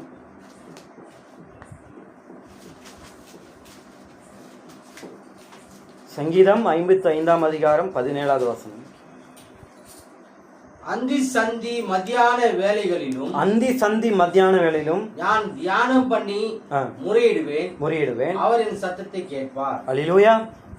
கவனிங்க, அந்தி என்றால் சாயங்காலம்னு அர்த்தம். அந்தி என்றால் என்ன? ஈவினிங் டைம், ரெட் ஸ்கை, செவ்வானம் எடுக்கிற நேரம்.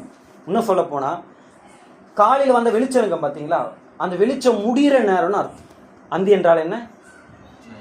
வெளிச்சம் முடிகிற நேரம். வெளிச்சம் முடியுதுன்னா அப்போ எங்கே ஒரு வெளிச்சம் தொடங்கி இருக்கணும், அதுதான் காலை வேலை. சரிங்களா? வசனம் சொல்லுது அந்தி சந்தி மத்தியானம், காலை மாலையும் சேருகிற இடம் தான் அது மத்தியான வேலை. அதனால வசனம் அழகா சொல்லுது அந்தி சந்தி மத்தியான வேலைன்னு சொல்லுது. சந்தி என்றால் சந்திக்கிற இடம்னு அர்த்தம். சேருகிற 2 வெளிச்சங்கள் சேருகிற இடம் எந்த இடம்னா காலை மாலை சேருகிற இடம் மத்தியான வேலை. அதனால தாவீது சொல்றார், காலையிலும் துதிப்பேன், மத்தியானத்திலும் துதிப்பேன், சாயந்தரத்திலும் துதிப்பேன்னு சொல்றார். ஆமென். ஸோ தானியேல் 3 வேளை இப்படி தான் ஜெபம் பண்ணான். ஒரு யூதன் 3 வேளை அவன் ஜெபம் பண்ணுவான். இன்னும் அவனுக்கு நிறைய நியமங்கள் இருக்கிறது. சரிங்களா? அவன் காலையில் ஜெபம் பண்ணுறான், மதியம் ஜெபம் பண்ணுறான், சாயந்தரம் ஜெபம் பண்ணுறான். பெரிய ஆணை இட்டுட்டாங்க, நீ வந்து ப்ரேயர் பண்ணக்கூடாது 30 நாளைக்கு, பண்ணிட்டேன்னா உன்னை சிங்கங்களில் போட்டுருன்னு சொல்லி பெரிய ஒரு டிகிரி எழுதுறாங்க. அப்போ கூட அவன் வந்து போயிட்டு இல்லை இடைவிடாமல் தொடர்ந்து ஆராய்ச்சி கொண்டே இருக்கிறான். ஐ மீன், நம்ம கற்றுக்கொள்கிற ஒரு பாடம் என்ன தெரியுங்களா? இந்த இடைவிடாமல் செய்கிற ஒரு விஷயம் நமக்கு ஏதோ ஒரு கடைசி நேரத்தில் ஏதோ ஒரு விஷயத்தை அதை செய்ய வைக்கும். ஐ மீன், இந்த இடைவிடாமல் என்ன, பிரேக், ஒரு விஷயத்தை திரும்ப செய்வது தான் இடைவிடாமல். புரியுதுங்களா? அது ஆங்கிலத்தில் அழகாக எழுதிருக்கு, கண்டினியூலின்னு எழுதிருக்கு. கண்டினியூஸ்லி கிடையாது, கண்டினியூலின்னு எழுதிருக்கு. சரிங்களா? கண்டினியூஸ்லேயே ஒரு விஷயத்தை வந்து அப்படி தொடர்ந்து வந்துனே இருக்கிறது. பட் கண்டினியூலி அப்படின்னா ஒரு பாகம் மட்டும் திரும்ப வந்துட்டே இருக்கிறது. அவர் வந்து கரெக்டாக காலை ஜெபம் பண்ணுறார், மதிய ஜெபம் பண்ணுறார், சாயந்தரம் ஜெபம் பண்ணுறார், திரும்ப அடுத்த நாள் காலை ஜெபம் பண்ணுறார். இப்படி தொடர்ந்து ஜெபித்து கொண்டே இருக்கிறார். ஐ மீன், எத்தனை குறைகள் அவரை சுற்றியில் இருந்தாலும், எவ்வளோ குறை அவரை வந்து பிளேம் பண்ணணும்னு சொல்லி எத்தனை ஒரு சட்டங்கள் அவருக்கு பக்கத்தில் கொடுத்தாலும், இல்லை நீ வந்து உங்களை வந்து பெரிய ஒரு இடத்துக்கு போட்டுருவேன், சிங்ககபிலுக்கு போட்டுருவேன் இல்லைங்களா, எத்தனை பிளேம்லெஸ், எத்தனை குறை சொல்கிற, எத்தனை அவங்கள வந்து கஷ்டப்படுத்துகிற, எத்தனையோ அவங்களுக்கு கூட இருந்த கூட்டாளிக்கு சொல்ல போனால் அவங்களுக்கு 3 அதிகாரிகள் நான் சொன்னேன். 3 அதிகாரிகள் ஒரு அதிகாரி தான் தானியேல், பெரிய பிரதான அதிகாரி. சரிங்களா? இப்போ இவங்க வந்த நாள் டக்குன்னு ஒரு சொல்லிட்டு போயிடுறேன். தரியூன் மேதியான ஒரு ராஜ்யம் இருக்குது. அந்த மேதியானுடைய ராஜ்யத்தின் ராஜா பேர் தரியு ராஜா. அந்த தரியு காலகட்டத்தில் வாழ்ந்தவர் தான் அந்த தானியேல். சரிங்களா? அந்த தரியு ராஜா 120 தேசாதிபதிகளுக்கு ஒரு அதிகாரியை வைக்கிறார். இந்த அதிகாரிகளுக்கு அதிகாரியை 3 அதிகாரிகள் வைக்கிறார். இல்லை ஒன் ஆஃப் த அதிகாரி தான் தானியேல். சரிங்களா? இப்படி கூட இருந்த நபர்களே தானியேலுக்கு பேர்ல பொறாமை கொண்டுக்கிட்டாங்க. ஐ மீன், இந்த கூட இருந்த நபர்களே அவர் மேல் குற்றம் கண்டுபிடிச்சி, இவர் எப்படியாச்சும் மாற்றி விட்டுடலாமே, அவர் செய்கிற வேலைத்தெல்லாம் கண்டுபிடிக்கிறாங்க, ஏதாச்சும் குறை கண்டுபிடிச்சிடலாமா? அவர் எதுவுமே குறை கண்டுபிடிக்கல. ஏன்னா அவன் ஒரு யூதன், அவன் எந்த ஒரு விஷயத்தை கரெக்டாக செஞ்சான். இன்னும் சொல்ல போனால் அவனுக்குள்ள ஒரு விசேஷத்தை ஆவிந்துச்சான். ஐ மீன், ஸோ இப்படி விசேஷத்தை ஆவினால இவங்களுக்குலாம் பொறாமல் வந்து இவங்க போய் இவங்களை ஏதோ ஒரு விஷயத்த சொல்லி ஒரு ஆணை ராஜா மூலியமாக கொண்டு வந்துட்டு கூட்டின்னு போய் சிங்கக்கல்வியை போட்டுறாங்க. ஐ மீன், ஒரு அந்நிய குலத்தான் ராஜா சொல்கிறா, நீ டெய்லியும் ஜெபம் பண்ணலப்பா, நீ தொடர்ந்து ஜெபம் பண்ணல, அந்த தேவன் என்னை காப்பாற்ற வளவராக இருப்பார், நீ இருன்னு சொல்லி அனுப்பிச்சுடுறான். மீன், நம்மளை சுற்றி உள்ளவர்கள் நம்ம பார்த்து கேட்குற கேள்வி தான், நீ தினைக்கும் ஜெபம் பண்ணுறல, உங்கள் அப்பா எல்லா ப்ரேயரில் உன்னை கூட்டிட்டு போகிறாருல்ல இல்லைங்களா, தினைக்கு எல்லா புதன்கிழமையில அட்டன் பண்ணுற, எல்லா சண்டே அட்டன் பண்ணுற, கரெக்டாக தசமாவை செலுத்துற, கரெக்டாக உடை போட்டுக்கிற, உன்னோட ஹேர் ஸ்டைல் ஒழுங்காக இருக்குது, உன்னோட ட்ரெஸ்ஸிங் சென்ஸ் ஒழுங்காக இருக்குது, தினைக்கும் தேவனேன்னு ஜெபம் பண்ணுற, தேவனேன்னு போறியே, உனக்கு என்ன கிடைச்சிச்சு அப்படின்னு இந்த அதிகாரிகள்லாம் உங்களை பார்த்து கேட்டால் நீங்கள் சொல்லுங்கள், அந்த அதிகாரிகள் வாயிலே சொல்ல வைக்கும் தேவனை வைப்பார், இடைவிடாமல் ஆராய்க்கிற தேவன் உங்களுக்கு ஏதோ ஒரு நன்மை செய்ய வைப்பார்னு சொல்லி தேவன் சொல்ல வைப்பார். ஏமே, ஸோ நீங்கள் அதை தொடர்ந்து செய்கிற விஷயத்தை ஏதோ ஒரு விஷயத்தை தேவன் கொண்டு வர வைப்பார். அதில் தான் நம்ம பார்த்துட்டு இருக்கோம். ஆமென். ஸோ எல்லாருமே குற்றம் சொல்லிட்டாங்க, கூட்டின்னு போய் சிங்கக்கோயிலையும் போட்டாச்சு. ராஜாவுக்கு தூக்கமே வரல. ஏன்னா தரியு ராஜா வந்து தானியேல் ரொம்ப ஃபேவரான ஒரு ராஜா, ரொம்ப ஃப்ரெண்ட்லியான ஒரு ராஜா. அவருக்கு தூக்கமே வரல. நைட்டு வராரு. ராஜா வந்து நிறைய சாப்பிடுவாங்க இல்லைங்களா, அவளுக்கு அப்போது விருப்பப்பட்ட எல்லா உணவும் அவங்களுக்கு இருக்கும். நல்ல வந்து தவறாக நினைக்காதீங்க, பெண் சம்மந்தப்பட்ட விஷயத்தில் சரி, இந்த மியூசிக் சம்மந்தப்பட்ட எல்லா விஷயத்தையும் அவருக்கு விரும்புகிற எல்லா விஷயமும் அவங்களுக்கு இருக்கும் சரிங்களா. ஏன்னா ஒரு பெரிய ராஜா அவர் நினைக்கிற விஷயத்த செய்வார். ஆனால் எந்த ஒரு விஷயத்த அவர் கொண்டு வரல. அந்த நைட்லேருந்து காலைல வரைக்கும், கிழக்கு வெளுக்கிற வரைக்கும் தானியேலை பற்றி யோசிச்சுக்கிறார். ஐயோ தானியேல் என்ன ஆச்சு தெரியலையே, தானியேல் நம்ம போட்டுமே, நம்ம ஆணையில தானே அவனை போட்டுமே அப்படின்னு என்னாச்சுன்னு தெரியல.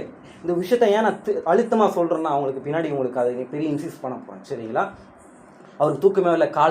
நான் பகல் வெளிச்சு வரதுக்கு முன்னாடி ஓடி போய் அந்த கபிலை கூப்பிட்டு, தானியேலே நீ இடைவிடாமல் ஜெபம் பண்ணல, எத்தனையோ பேர் குறை சொன்னாங்க, எத்தனையோ பேர் உன்னை குற்றப்படுத்தினாங்க, உங்கள் கூட இருந்தவங்களுக்கு உங்கள் குழியில் போட ட்ரை பண்ணாங்க, இருந்தாலும் நீ தினைக்கும் காலைல மாலை சாயந்தரம் தொடர்ந்து நீ ஜெபிச்சு, தொடர்ந்து செய்தியை படித்துக்கொண்டு தொடர்ந்து செய்தியை வாசித்து கொண்டு அதன்படி ஜீவித்து கொண்டு இருந்தாயே, இப்பொழுது அந்த தேவன் என்னை காப்பாற்றி வளவராக இருந்தாரா அப்படின்னு அவன் கேட்கும் பொழுது உள்ளத்துலேருந்து ஒரு சத்தம் வருது. என்ன சத்தம் தெரியுங்களா? ராஜாவே, நான் தொடர்ந்து ஜெபம் பண்ணல, என் தேவன் பேர் விசுவாசத்தை, அந்த விசுவாசம் என்னை இன்னைக்கு காப்பாத்தினது ராஜான்னு சொல்றான்.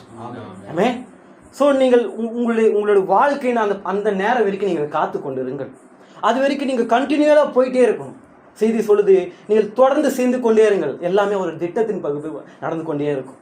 இன்னைக்கு நான் ஜெபம் பண்ணிட்டு போறேன், சூப்பராக வெற்றி சேர்ந்துருவேன், இன்னைக்கு வந்து எனக்கு இவ்வளோ காசு கிடச்சிரும், இல்லை இன்னைக்கு நான் வந்து இந்த நாள் சூப்பராக ஜெயிச்சிருவேன் நீங்கள் போனீங்கன்னா, சம்டைம்ஸ் நீங்கள் ஜெபம் பண்ணிட்டு போனாலும் அழுகி சூழ்நிலை தான் வந்து சாதம் நிற்கும். இது எத்தனை பேர் நடந்துருக்கு? நீங்கள் அந்த நாள் ஜெபம் பண்ணி தான் தொடுப்பீங்க. ஜெபம் பண்ணி வெற்றி வராத நாள் எதனா இருக்குங்களா? வெற்றி வராத சூழ்நிலை ஏதாச்சும் இருக்கா? இப்போ ஜெபம் பண்ணிட்டு போய் வெற்றி வராமல் இருக்க முடியுமா? கேள்வி திரும்ப கேட்குறேன். ஒரு விஷயத்த ஜெபம் பண்ணிட்டு போகிறோம், அதுக்கான வெற்றி பார்க்காம இருக்க முடியுமான்னு கேட்குறேன். ஜெபம் பண்ணாவே வெற்றி கிடைக்கணும் நமக்கு, கரெக்டாக? அதுதான் கேட்க வரேன். ஆனால் இங்கே நம்முடைய வாழ்க்கையில் நம்ம செய்து படிக்கிற இந்த தருணத்தில் நம்ம அழகாக அதிகாலை எழுந்து ஜெபிக்கிறோம், கரெக்டாக வார்த்தை கேட்குறோம், அதன்படி வாழணும்னு நினைக்கிற நமக்கு அந்த நாள் ஜெபம் பண்ணிட்டு போனாலும் அழுகை சூழ்நிலை ஏன் வருது? ஏன் தெரியுங்களா? நீங்கள் தேவனுடைய திட்டத்தை புரிந்து கொள்ளலைன்னு அர்த்தம். ஐ மீன், தேவனுக்குன்னு திரும்ப சொல்கிற, தேவனுக்குன்னு ஒரு பிளான் இருக்குது. அது போய் மீட்பின் திட்டம்னு சொல்லுவாங்க. நான் திரும்ப நான் செய்தி பேச முன்னாடி அதுதான் சொன்னேன். நான் வந்து ஏதோ ஒரு தருணத்துக்காக இன்னைக்கு இந்த ஸ்தலம் எனக்கு இப்போ கிடச்சிருக்கு, அவரால் முடியல, இல்லை இவங்களால முடியல, அவங்க நீ எடு நான் எடுன்னு சொன்னாங்க, அதனால எனக்கு நான் இப்போ உட்காந்து மெசேஜ் எடுத்தேன், அப்படிலாம் கிடையாது. நான் இன்னைக்கு மெசேஜ் பேசும்போது எப்போ பேசினாலும், தேவனே இது நீ வச்ச ஒரு பிளான், இந்த பிளான் நடக்கிறதுக்கு அந்த சூழ்நிலை நடந்துச்சு. இன்னைக்கு நான் பேசுறதுக்காக அவர் வேணான்னு அவர் சொல்ல வச்சார் தேவன். உங்களுக்கு புரியுதுங்களா? ஸோ நீங்கள் ஜெபித்து போய் அழுகிற ஒரு சூழ்நிலை வருது என்றால், ஒருவேளை நீங்கள் தடை செய்த ஒரு காரணமாக இருக்கிறோம், இல்லைனா அது தேவனால் அனுமதிக்கப்பட்ட ஒரு சித்தமாக இருக்கும். மீன் தேவனுக்கென்று 2 சித்தம் இருக்குது. அது பரிபூர்ண திட்டம், அனுமதிக்கப்பட்ட திட்டம். புரியுதுங்களா? பரிபூர்ண திட்டம் அது என்ன தெரியுங்களா? அது மீட்பின் திட்டம். ஒரு வார்த்தை, நீங்கள் அந்த ஏதேன் தோட்டத்தில் நடந்த அந்த பாலின செயற்கையும் ஸ்திரீகளை பற்றி தான அந்த உடல் அமைப்பையும், இல்லை தோன்று போட ஒரு சூழ்நிலை, இதெல்லாம் வந்து அனுமதிக்கப்பட்ட தேவனால் ஒரு சித்தம். இன்னும் சொல்ல போனால், யோனா வந்து ஒரு தேவன் சொன்ன இடத்துக்கு போகாமல் வேறு இடத்துக்கு போனார். திருப்பி சொல்கிறார், அவன் தேவன் சொன்னதை மாற்றி தான் செஞ்சான். அப்போ தேவன் அதை வெறுக்கணும், ரைட்? தேவன் வார்த்தை மீனா தேவனை வெறுக்கணும். ஆனால் செய்தி சொல்லுது, அவன் படகுல தேவன் இருந்தாரான், அவன் கப்பலில் இருந்தாரான். புரிஞ்சிக்க முடியலப்பா, தேவன் சொன்ன வழியில் அவன் போகாமல் வேறு திசையாக போகிறான், ஆனால் அதில் தேவன் இருந்தாரான். அப்போ தேவன் தப்பு செய்கிறவரா? கிடையாது. தெரிய சொல்லுது, அவர் ஒரு பிளானை வச்சுருந்தாராம். அதன் மூலியமாய் அவர் ஏதோ ஒரு காரியத்தை செய்ய வைக்கிறார். ஸோ நீங்கள் உங்களுக்கு வருகிற தாழ்மையான ஒரு மனப்பான்போ, ஒரு அழுகையோ, ஒரு இருதய கடினமோ, இல்லை பலவீனமான சூழ்நிலையோ, ஒரு வியாதியோ, இல்லை உங்களுக்கு நீங்கள் வந்து நம்பிக்கொண்டிருந்த ஒரு இழக்கப்படுகிற ஒரு தருணம் வரும்போது, நீங்கள் எத்தனை போய் அது மீட்பின் பிளானில் பாருங்கள், அது தேவனால் நியமிக்கப்பட்ட ஒரு சூழ்நிலையாக இருக்கும். நீங்கள் அப்போ சொல்ல முடியாது, தேவனே இது முடிய பிளானா, இன்றைக்கி நான் அழுன்றது உங்கள் பிளானா, அப்போ என்ன ஒன்றும் உங்கள் இடத்துல ஒரு படியை நெருங்க வைக்குது. அது நீங்கள் தேவனுடைய புரிஞ்சுக்கலன்னா தான் சொல்லுவீங்க, நான் ஜெபம் பண்ணிட்டு தான் ஆண்டவரை போனேன், நான் பைபிள் படிச்சு தான் நான் போனேன், நீ தான் சொன்ன, நான் சொன்னேன் ஆனால் செய்யலையே நீ, அப்போ நீ வேணான்னு சொல்கிற ஒரு பதில் வரும். சில பேர்லாம் வந்து தேவனை திட்டுற அளவுக்கு கூட போகிறாங்க இல்லைங்களா? தேவனை அதிகாரம் செலுத்துவதற்கு நம்ம தகுதியற்றவர்கள். நீங்கள் அப்படி இருந்தீங்கன்னா தேவனை பிளானில் இல்லைன்னு அர்த்தம். நீங்கள் ஸோ நீங்கள் இப்படி தானியேலை போட்ட அந்த சிங்கக்கோயிலில் போட்ட அந்த ராஜா வந்து கேட்கும்போது, இந்த தானியேல் சொல்கிறார், நான் தொடர்ந்து ஜெபித்த என்னுடைய விசுவாசம், என் தேவன் பேர் மேலே இவ்வளோ நாளாக நான் ஜெபம் பண்ணிட்டு வந்தேன்ல, ஒரு விஷயத்துக்காக இவ்வளோ நாள் போராட்டிகிட்டே வந்தேன். எத்தனையோ பேர் அவதூறான பேச்சு கேட்டாங்க, இவ்வளோ ஜெபம் பண்ணுறியே நடக்கலையே, இவ்வளோ வியாதி இருக்கே போலியே, சர்ச்சுக்கு போறியே செய்யலையே, இவ்வளோ உத்தமாக இருக்கிறே நடக்கலையே, இப்படிலாம் கேட்டவனுக்கு அன்னைக்கு பதில் கிடைச்சிது. அவன் மேல் அந்த தேவன் பேர் வைத்து விசுவாசம் அது என்ன கொண்டு வந்து தெரியுங்களா? அந்த சிங்க கபில அது ஒரு தூதனை கொண்டு வந்துச்சு. இன்னும் சொல்ல போனா அது தேவனே கொண்டு வந்துச்சு அந்த இடத்துல. ஆமென். தானியேல் தேவன் பேர் வைத்த விசுவாசம் அவன் தொடர்ந்து செய்து கொண்டே இருந்தனால், மனம் தளராமல் சோர்ந்து போகாமல், அவங்களை குற்றப்படுத்தி எந்த ஒரு செயலை செஞ்சிருந்தாலும் தேவன் மேல் வைத்த விசுவாசம் அது தேவனையே கொண்டு வந்தது அந்த இடத்துல. ஆமென். ஸோ நீங்களும் தொடர்ந்து நம்ம இடைவிடாமல் தொடர்ந்து கொண்டு இருக்க வேண்டியது அவசியமா இருக்கிறது. நம்முடைய செய்தியின் தலைப்பு என்ன? இடைவிடாமல். செய்தியின் தலைப்பு என்னங்க? கண்டினியூலி, இடைவிடாமல் அர்த்தம். ஆமென். புரியுதுங்களா? நான் ஒரு காரியத்தை அழுத்தி ஒரே வசனத்தில் அப்படியே அழுத்தி திரும்ப சொன்னேன். இந்த குழந்தைகளுக்கு எடுக்கிற மாதிரி சொன்னேன். ஏன்னா நமக்கான பாகம் என்ன தெரியுங்களா? அந்த அதிகாரிகள் தான் அது பிசாசெல்லாம். ஆமென்.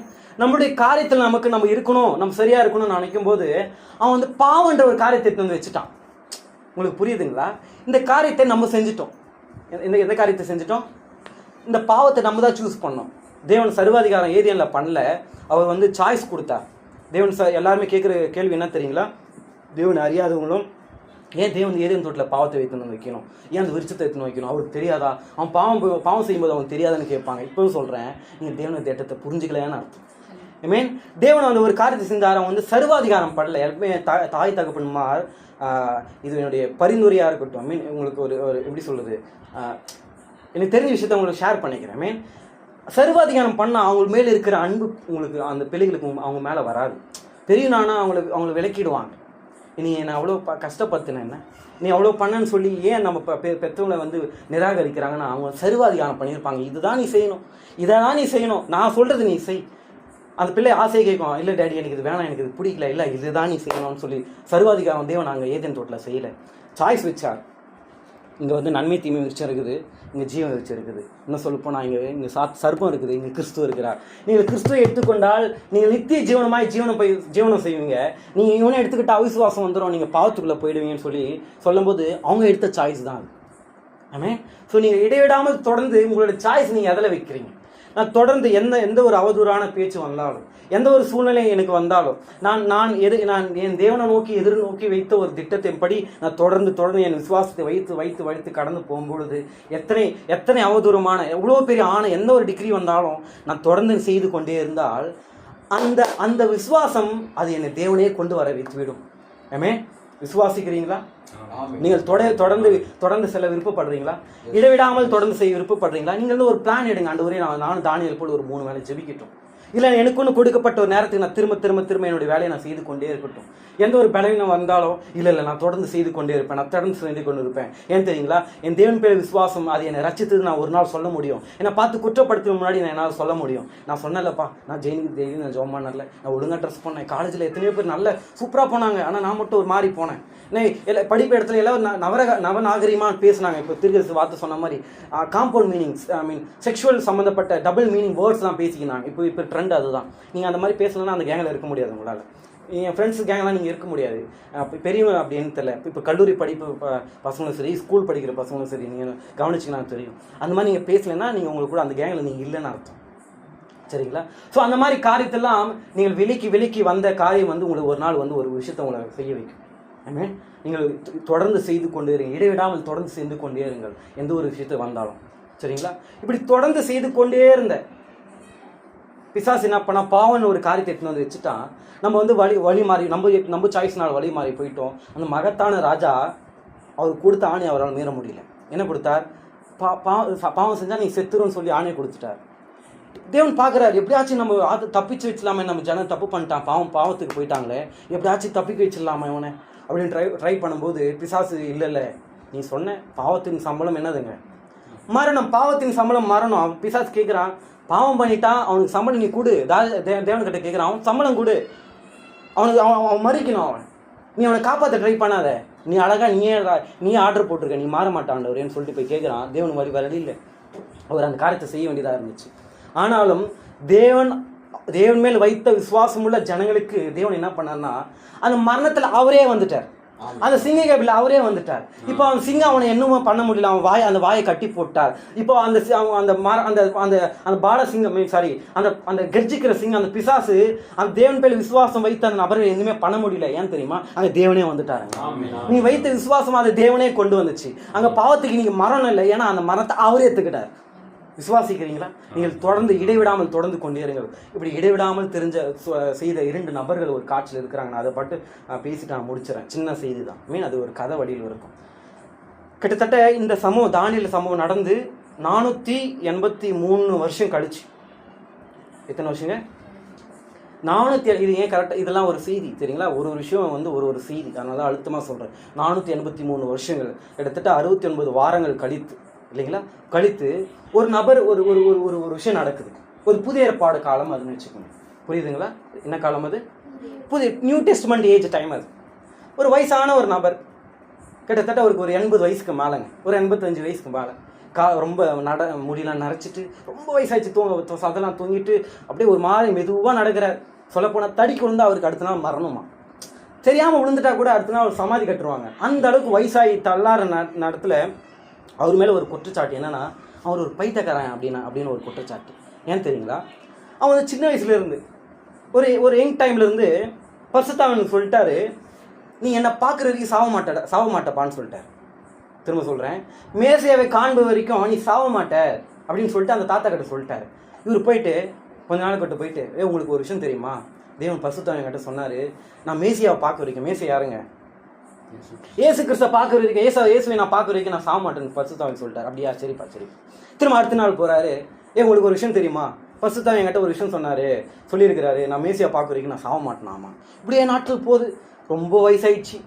இப்போ போய் பேசினா போய் சொல்கிறாரு, நான் மேசியா பார்க்க வரைக்கும். யார் அவன்? பைத்தியக்காரன். வயசாயிடுச்சு, ரொம்ப மூடெல்லாம் குழம்பிட்டுக்குது பொழுது, காலெலாம் தள்ளாகுது, தோல்லாம் ரொம்ப சுருங்கி போயிடுச்சு, ரொம்ப வயசாக நடக்கிறனால மூளை குழம்பி போயிட்டுது போல. அதனால தான் ரொம்ப நாளாக இதே சொல்லுங்கிறார். எப்போ தான் மேசியா, எப்போ பார்த்தாலும் நான் மேசியா பார்க்க வரைக்கும் சாக மாட்டேன், நான் மேசியா பார்க்க சாக மாட்டேன் சொல்லிட்டு அவரை பற்றி அவர் குறை சொல்கிறாங்க. அவளை பற்றி என்ன சொல்கிறாங்க? அவளை புத்தி நம்ம அந்த ராஜாவை பார்த்து அந்த வயசான ரவரை பார்த்து ஏடான செய்கிறாங்க. ஒரு நாள் பரிசுத்தாவின் சொல்கிறாரு, நீ எந்த சர்ச்சுக்கு போப்பான்றார். என்ன சொல்கிறாரு?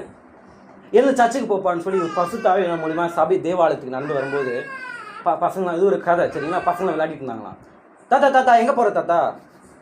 நான் சர்ச்சுக்கு போகிறேன்ப்பா அப்படின்னு சொல்லும் போது இவர் இன்னொரு வார்த்தை சொல்கிறாரு, நான் மேசியா பார்க்க வரைக்கும் சாக மாட்டேன், அதனால போய் நிற்கிறேன்பான்றாரு. அப்போ திட்டுறாங்க, யாரும் அந்த கிழவன் இன்னும் புத்தி வரல இந்த கிழவனுக்கு, இப்போ பார்த்தாலும் இதுவே சொல்லுங்கிறான், பைத்தியம் ஆயிடுச்சு இவனுக்கு, உண்மையிலே பைத்தியம் தான் ஆயிடுச்சு, எப்போ சாவான்னு தெரில, இப்படியே சொல்லுங்கிறான்னு சொல்லிட்டு இவர் பாட்டுக்கு நடந்து இதெல்லாம் காதில் வாங்காமல் அவர் போய் சபைக்கு புரிஞ்சுக்கிறார். உங்களை பார்த்து அவ்வாறு சொல்கிறாங்களா? நீங்கள் தொடர்ந்து ஜெபித்து கொண்டே இருக்கிற, நீங்கள் வேதத்தின் மேல் நம்பிக்கை வைத்து வசனம் சொல்லுது, இவ்வாறு சொல்லுது, நான் இதை நம்புறேன்னு சொல்லும்போது கூட இருக்கிறவங்களோட துணைவியாரோ இல்லை உங்களுடைய பிள்ளைகளோ இல்லைடைய சபை மக்களோ உங்களுடைய சகோதரர்களோ எப்போ பாரு இதே சொன்னேங்கிறேன், நீ உங்களுடைய ஒருவர் எப்போ பாரு, ஏன்னா எப்போ பார்த்தாலும் சர்ச்சு எப்போ பாரு செய்தி எப்பவுமே இதை படிச்சு நிற்கிறேன், என்னதான் உனக்கு அதில் இருக்குது? என்னை பார்த்து என் ரூமில் கேட்பேன், என்னவே படிச்சு நிற்கிறேன், எப்போ பார்த்தாலும் என்னதான் படிச்சு நிற்கிறேன், அது என்ன தெரில, நான் உங்களுக்கு பதில் சொல்ல எனக்கு தெரில, பட் இது சம்திங் ஏதோ இருக்குது அப்படின்னு சொல்லுவேன். எப்போ பாரு படிச்சு நிற்கிறேன், உனக்கு புத்தி கிளம்பி போயிட்டுக்குதா, இதை தவிர நீ வேற நாலேஜ் வளர்த்துக்கேன். உலக சம்பந்தமாக புக்கு பாரு, கடவுள் நம்பிக்கைலாம் இப்போது இல்லை. கடவுள் இப்போலாம் ஏத்திஸ்ட் நிறைய, கடவுள் எல்லாமே சயின்ஸ் தான். இன்னும் சொல்லப்போனால் அது ரொம்ப காமெடியான விஷயம். தேவனுடைய ஆய்வகத்தில் அவர் ஒரு ஆய்வகத்தை வச்சுன்னுக்கிறார். இந்த டெஸ்ட் வச்சு இப்படிலாம் பண்ணார், இந்த ஆட்ட மரம் வச்சார், இந்த ஆட்ட மரம் வச்சார், 118 108ங்களா எலிமெண்ட்ஸ் சம்திங் 100க்கு மேலே, எனக்கு எக்ஸாக்டாக தெரியல, 18 108 அத்தனை எலிமெண்ட்ஸ் அழகாக கிரியேட் பண்ணுகிறார். இந்த விஷயத்தை அவன் தெரியாமல் போய் எட்டி பார்த்துட்டு இவன் கண்டுபிடிச்சுமா பேசினுக்கிறான், பா இது ஆட்டம்ஸ் தான்ப்பா பூமி வந்துச்சுப்பா, தேவனெல்லாம் வரலப்பா. இல்லை தேவன் சொல்லி தான் அது வந்தது. அந்த ஆட்டமும் தேவன் சொல்லி வந்தது, பரிணாமம் வளர்ந்துச்சு சரிங்களா. நீங்கள் பரிணாமத்தில் விசுவாசிக்க கூடாது, அது விசுவாசிக்கணும். ஏன் தெரியுங்களா? அது மாதிரி நிறைய உயிரினங்கள் நம்ம பூமியில் இருக்குது, அது தேவனால் அது அனுமதிக்கப்பட்ட ஒரு காரியம். நீங்கள் உதாரணத்துக்கு ஒரு தவளை நீங்கள் எடுத்துக்கலாம், பள்ளி வகை எடுத்துக்கலாம், ஒரு கேட் ஃபேமிலி நம்ம சொல்கிறோம் பார்த்தீங்கன்னா, சிங்கம், புலி, அப்புறமேட்டுக்கு மீசை வைத்திருக்கிற அந்த முருகன்லாம் கேட் ஃபேமிலின்னு சொல்லுவாங்க. ஏன்னா அதெல்லாம் ஒரு இனம், அதோட பிளட்லாம் ஒரே இடத்துல இருக்கும். நம்மளை எதுக்கு லிங்க் பண்ணுறாங்கன்னா, அந்த குரங்குக்கு லிங்க் பண்ணுறாங்க. ஏன் தெரியுமா? குரங்குக்கு நமக்கு நடுவில் ஒரு மிருகம் இருந்துச்சு, அதுதான் சர்ப்பம். ஸோ எல்லாமே லிங்கில் தான் இருக்குது சரிங்களா. இந்த காரியத்தை நான் எதனால் சொல்ல வந்தேன், ஆய்வு கூட்டத்தில் போயிட்டு இவன் பார்த்துட்டு நான் கண்டுபிடிச்ச மாதிரி இவன் பேசினுக்கிறான். ஸோ உங்களை பார்த்து அப்படிதான் சொல்கிறாங்களா? நீங்கள் பைத்தியக்காரனா நீ? எப்போ பாரு இதே சொல்லுங்கிறேன், தேவன் ராப்சர் நடக்க போகுது, நான் ராப்சரில் போயிடுவேன், நான் தான் மனவாட்டி. எனக்கு ஏதோ பைத்தியம் ஆகிட்டு இருக்குதுப்பா இவங்களுக்கு. இருந்தாலும் இந்த தாத்தா என்ன பண்ணுறாரு, தொடர்ந்து தான் சபைக்கு போய் சர்ச்சுக்கு போகிறார்.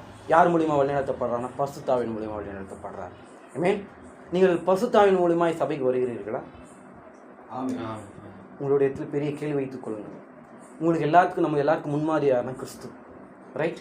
கிறிஸ்து அவரும் தொடர்ந்து ஒரு விஷயத்தை செஞ்சுட்டே இருந்தார், இடைவிடாமல் ஒரு விஷயத்தை செஞ்சுட்டே இருந்தார். என்ன தெரியுங்களா? வசனத்தை படிக்கலாமா?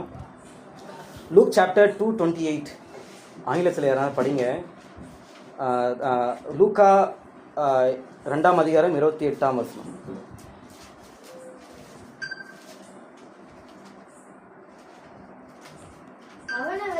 அவன் அவரை தன் கைகளில் ஏந்தி கொண்டு தேவனை ஸ்தோத்தரித்து, இல்லைங்க அது இல்லை,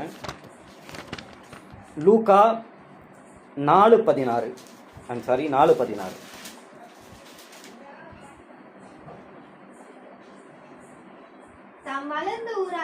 தம் வலது ஊராகிய நாசரேத்துக்கு அவர் வந்து தம்முடைய வழக்கத்தின்படியே ஓய்வு நாளில் ஜெப ஆலயத்துக்கு கவனிங்க. போதும், இப்போ என்ன கவனிங்க. வசனம் சொல்லுது, இயேசு கிறிஸ்து தான் வளர்ந்த ஊர் என்ன தெரியுங்களா? நாசரேத். அவர் வளர்ந்த ஊர் என்ன தெரியுங்களா?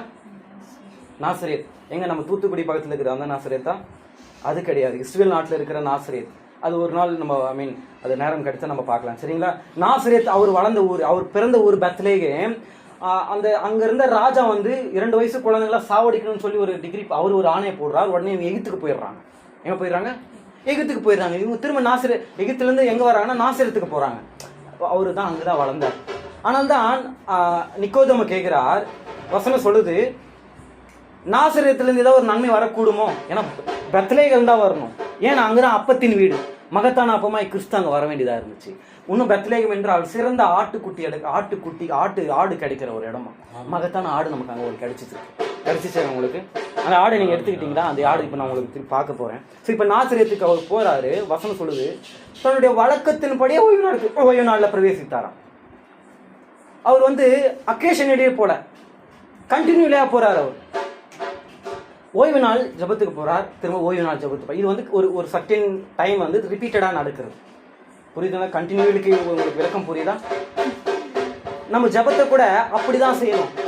போடு 40 நாள் உபவாசம் போடு, 60 நாள் உபவாசம் போடு. இப்போ தண்ணி இல்லாம சாப்பாடு இல்லாம உபவாசம் போட்டு ஏதோ ஒரு விஷயத்த செய்யற அப்படிலாம் அதெல்லாம் கேட்கல தேவன். எளியாவை போல சுருக்கமான ஒரு ஜபம். என்னதுங்க? ரொம்ப சிம்பிள். அது வேதத்தின் படி இருக்கணும், வசனத்தை படி இருக்கணும், சரிங்களா? தானியேல் வந்து என்ன 60 மணி நேரம் ஜபம் போட்டிருப்பாரா? 40 நாள் உபவாசம் என்ன போட்டிருப்பாரு? கிடையாது. அவர் கொடுக்கப்பட்ட நேரம் ஜபம் பண்ணியிருப்பார். ஏன்னா அவருக்கு வேலைக்கு போகணும். இல்லை நான் ரொம்ப ஜபம் பண்ணிக்கிறேன், ரொம்ப தேவனை ரொம்ப விசுவாசிக்கிறேன், போட்டு ஸ்கூலுக்கு லீவ் போட்டு கால் பைபிள் படித்து எல்லா அதிகாரம் படிச்சு அப்படிலாம் கிடையாது. இது வந்து ரொம்ப புத்தியீனமான, ரொம்ப அதிகப்படியான ஒரு புத்தியீனமான ஒரு செயல். ஸோ ஒரு கண்டினியூ ஒரு விஷயத்தை திரும்ப செய்வதுதான் கண்டினியூலி. இயேசு கிறிஸ்துவும் தன் வழக்கத்தின் படியே தான் ஓய்வு நாளைக்கு போனார், நாட் அக்கேஷனலி. எப்பாச்சும் சர்ச்சுக்கு வர்றது, என்னதுங்க? டைம் கிடைக்கும் போது சர்ச்சுக்கு வர்றது. நீங்க யோசிச்சு கொள்ளுங்க. டைமுக்கு வரும்போது புதன்கிழமை ஆராதிக்கு வர்றது. வசனம் இப்போ நம்ம ஃபர்ஸ்ட் ஆராதிக்கு முன்னாடி படித்தோம். தீர்க்க சொல்றார், எல்விஸ் பிரிஸ்லி அப்போ ஒரு பாடகர், அவருடைய பாடலையும் இல்லை வந்து அவர் பேர் வந்து சம்திங் எனக்கு டக்குன்னு வரல. அவர் வந்து ஒரு டெலிவிஷன் சினிமா எடுக்கிறவர். அந்த videos, comedy videos, double meaning வீடியோஸ்லாம் பார்த்துட்டு ஜாலியாக அட்டச்சுனுக்குறாங்க. புதன்கிழமை ப்ரேயருக்கு வராங்க. நீங்கள் கிறிஸ்தவர்களா அப்படின்னு திருக்க கேள்வி கேட்குறேன். ஸோ தேவன் எப்படி போனாருங்க ஆலயத்துக்கு? தன்னுடைய வழக்கத்தின்படி. இங்கிலீஷில் பார்த்தீங்கன்னா ஆஸ் இஸ் கஸ்டம் வாஸ்ன்னு சொல்லி எழுதப்பட்டிருக்குது. அப்படின்னா அது வந்து ஒரு ஹேபிட்டை குறிக்கிற ஒரு சொல். அது ஒரு பழக்கம் ஆகிட்டு இருக்கிறாராம். கரெக்டாக 10 மணினா எப்போ 10 மணி ஆகும் சர்ச்சுக்கு போகலாம்?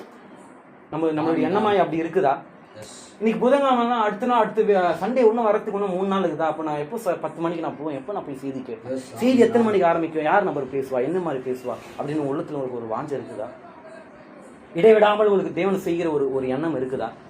இல்லை எப்பாச்சும் எனக்கு இன்னைக்கு தான் டைம் கிடைச்சிருக்கு, இன்னைக்கு என் ஓனர் வந்து இல்லைப்பா நீ லீவ் எடுத்துப்பான்னு சொல்லிட்டு அதனால் நான் இன்னைக்கு புதன்கிழமை சர்ச்சுக்கு வந்தேன், இல்லை நான் புதன்கிழமைக்கு வந்தேன், அப்படி வரீங்களா? கிடையாது. இயேசு கிறிஸ்து நமக்கு முன்மாதிரியாக இருக்கிறார். ஐ மீன் இந்த பூமியில் வரைக்கும் அவர் வந்து தனக்காய் கொடுக்கப்பட்ட வழக்கத்தின்படி கரெக்டாக ஆர்டர் வழியாக ஒரு ஞாயிற்றுக்கிழமை சர்ச்சுக்கு போகிறார், டைமுக்கு போகிறார். ஐ மீன் நம்மளுக்கு வழக்கத்தின்படியை செய்ய வேண்டியதாக இருக்குது. புரியுதுங்களா? ஸோ நம்ம இந்த கதைக்கு வந்துடலாம், அந்த தாத்தா கதைக்கு வந்துடலாம். அந்த தாத்தா பேர் வந்து சிமியோன். அந்த தாத்தா பேர் என்னங்க? சிமியோன். ரொம்ப வயசாகிடுச்சு. பரிசுத்தாவியின் மூலியமாக இப்போது சபைக்கு வராரு. புரியுதுங்களா? நம்மளும் கிறிஸ்துவ பரிசுத்தாவியின் மூலியமாய் சபைக்கு வழிநடத்தப்பட்டு வர வேண்டியதாக இருக்கிறது. அப்போ நம்ம சபைக்கு வரோம்னா யார் மூலியமாக தான் வரும்? நம்மளா சொந்த மூச்சுனா நான் கரெக்டாக போகணும். இன்னைக்கு போனால் பிரதர் வந்து ஜான் வந்துட்டான், கரெக்டாக சர்ச்சுக்கு வரான்ட்டு நாளைக்கு எனக்கு ஒரு பேர் சொல்லுவார், அதனால் நான் வந்தேன்னு சொல்லிட்டு வர முடியாது என்னால். இல்லைங்களா? அன்றைக்கி நாள் அது பசுத்தாவி உந்தி எழுப்பி காலையில எழுந்து ப்ரிப்பேர் பண்ணி இன்னைக்கு ஆராதனை, இன்னைக்கு உன்னுடைய பங்கு ஒரு ஜபமாக இருந்தாலும் அது என்னுடைய பங்காக இருக்கிறது. அது ஒரு அவசரம் கொடுக்கக்கூடாது. அங்கே வருகிற ஜபம், அந்த என்னுடைய ஜபம் சொல்லப்போனால் அந்த ஆரப் ஜபம் ரொம்ப முக்கியமானது. தெரியுங்களா? ஒப்புரவாகணும். தெரியுங்களா? அந்த நேரத்தில் நம்ம பேசின்னு இருக்கிறோம், நம்ம ஜாலியாக பேசின்னு இருக்கிறோம். ஆக்சுவலாக அப்படி செய்யக்கூடாது. ஒப்புரவாகணும். எல்லா மைக் செட் எல்லாம் அழகாக பண்ணிட்டு வரவங்க எல்லாருமே கரெக்டாக டைமுக்கு வந்து அந்த நேரத்தில், ஏன்னா தேவன் ஒரு இருதயத்தை பார்க்குறாரு. ஐ மீன் ஆரம்ப ஜபம் பண்ணுறவங்க அவ்வளோ ஃபெய்த்ஃபுல்லாக அந்த விஷயத்த செய்யணும். எங்களுக்கு சொல்லிக் கொடுத்தது அது அந்த செய்தியில். ஏன் தெரியுங்களா? நீங்கள் ஜெபிக்கிற அந்த ஜபம் முடிய வரைக்கும் அது உங்களுக்கு கொண்டு வருது.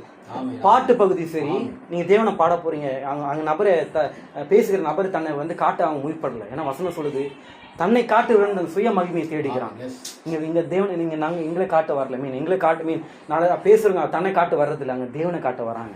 ஐ மீன் ஸோ உங்களுடைய ஜபமானது அந்த ஆரம்ப ஜபம் எவ்வளோ ஃபெய்த்ஃபுல்லாக இருக்கணும் தெரியுமா? நீங்கள் பாடுற பாட்டு, நீங்கள் கைத்தட்டு நம்ம இடையில வந்து சேர்ந்துக்கிறோம் அப்படின்னா அங்கே அவிசுவாசம் தான் வரும். செய்தி சொல்லுது, அங்கே பிரசங்கிக்கிற பிரசங்கம் வல்லமையற்று போகிறதுக்கான காரணம் அங்கே வந்து ஒரு அவிசுவாசத்தனம் இருக்குதுன்னு அர்த்தம். ஐ மீன் அதை நான் தெளிவாக சொல்லிட்டேன். அங்கே ஒரு மனம் இல்லைன்னு அர்த்தம். என்னதுங்க? ஒரு மனம் இல்லைன்னா அங்கே அவிசுவாசம் வரும். அப்போதான் அந்த வார்த்தை வல்லமையற்றது. என்னதான் அந்த பிரசங்க என்னதான் செய்தியாக பேசட்டுமே, 7 முத்திரை அன்னைக்கு பேசட்டும், அது வல்லமையற்றதுன்னு சொல்கிறார் திருக்குறள். அது எந்த ஒரு விஷயத்தை அவங்களுக்கு செய்யாதான். அதனால ப்ரேயர் பண்ணும்போது திருக்குறள் சொல்கிற அதெல்லாம் கண்களை மூடுங்க. ஒரு வியாதிஸ்காய் ஜெபம் பண்ணும்போது கண்களை மூடுங்க. ஒரு நபர் கண்களை மூடலை, தேவன் திருக்குறள் சொல்கிற கட்டிக்கிறார், ப்ளீஸ் கண்ணை மூடிக்குங்க. இல்லை நான் கண்ணை மூட மாட்டேன், நாளைக்கு அந்த வியாதியில் அவர் இருக்கிறார். ப்ரேயர் பண்ணும்போது கண்ணை மூடுனா நம்ம கண்ணை மூட அவசியப்பட்டிருக்கிறோம். அது நம்ம செய்ய வேண்டிய கடமைங்க. தெரியுங்களா? அது ஐ மீன் ஸோ நம்ம பசுத்தாவினமாய் இடைவிடாமல் நம்ம வழக்கத்தின்படி நம்ம சபைக்கு வரோமா அப்படின்னு நீங்கள் யோசிச்சுக்கணும். ஐ மீன் ஸோ இந்த தாத்தா கிட்ட வந்துடலாம். அந்த தாத்தா வராரு. இது வந்து சர்ச்சில் ப்ரேயர் பண்ணுற இடத்துல வந்து ஒரு வசந்த படிச்சுனுக்கிறார். என்ன வசந்த படிக்கிறான்? இதோ ஆடுகளை போல வழி தப்பித்தோணும், யார் நம்மளை காப்பாற்றுவா, இதோ மேசியா வர வேண்டியதாக இருக்குதுன்னு சொல்லி அந்த புத்தகத்தை அந்த பைபிள் படிச்சுனுக்கிறார். சரிங்களா? அங்கே ஒரு கிட்டத்தட்ட ஒரு 200 ஸ்திரீகள், ஒரு யங் லேடிஸ் இருக்காங்க. அவங்க வயசு என்னங்கம்மா? 16, ஐம் சாரி 18. அந்த நிறைய யங் லேடிஸ் வந்து நிறைய பேர் குழந்தை வச்சுருக்கிறாங்க. உங்கள் ஏஜ் அதிகமாக இருக்கும்ல. ஸோ அங்கே வந்து கிட்டத்தட்ட 200 பேர் இருக்கிறாங்க. அதில் ஒரு பெண் மட்டும் 18 வயசு ஒரு பொண்ணு, ரொம்ப அழகாக ஒரு பரிதாபமான ஒரு நிலையில் அந்த தாத்தாவே பார்த்து நின்றுக்கிறாங்க. சரிங்களா? சரியான உடை அவங்க கிட்ட இல்லை. கையில் ஒரு குழந்தை வச்சுக்கின்னு பாவப்பட்ட ஒரு கண்களோட, ஒரு ஏக்கத்தோட, ஒரு பரிதாப நிலையில் அந்த தாத்தாவையே பார்த்துக்கிறாங்க. பக்கத்துலலாம் ஒரு பேச்சு எலும்புப்படுது. என்ன எலும்புது தெரியுங்களா? தோதோ நம்ம சொன்னல அந்த லேடி தான் இவ, கல்யாணமே ஆகலை, ஆனால் கையில் குழந்தை வச்சுன்னுக்கிறாயோ. நம்ம தான் சொன்னோமே இவர் திரும்ப நிச்சயம் தான் ஆச்சு, ஆனால் கையில் ஒரு குழந்தை வச்சுன்னுக்கிறாயோ அப்படின்னு யாரை பற்றி பேசுகிறாங்க? நாங்கள் மரியாதை பற்றி பேசினுக்கிறாங்க. அங்கே நின்று கொண்டது அழகான ஒரு வாலிப பெண் ஆகிய 18 வயசு நிறைந்த ஒரு பெண். அது மரியாள், அழகானவன், ஒரு கிறிஸ்துவை கையில் தரித்து கொண்டு. ஒன்றும் சொல்ல போனால் விசுவாசமுள்ள ஒரு கரங்களால் இந்த கிறிஸ்துவை அவளை வந்து பச்சினுறான். ஆமே யூதர்களுக்கு ஒரு வழக்கம் இருக்குது, நியாயப்பிரமாணத்தில் சொல்லப்பட்டிருக்குது. குழந்தை பிறந்த 8 நாளில் வந்து விருத்த சேதனம் பண்ணணும். விருத்த சேதனம் என்பது அது வெளிப்படையாக பேசுகிற விஷயம் கிடையாது. ஒரு ஆண் மக்களுக்கு அது செய்ய வேண்டிய ஒரு காரியம். அது மோசேயினால் நியமிக்கப்பட்டது. சரிங்களா? இது எங்கே படிக்கலாம்னா யோவானில் நீங்கள் படிங்க. யோவான் 4:7 அதிகாரம் நினைக்கிறேன். இயேசு கிறிஸ்து வந்து கேட்குறாரு.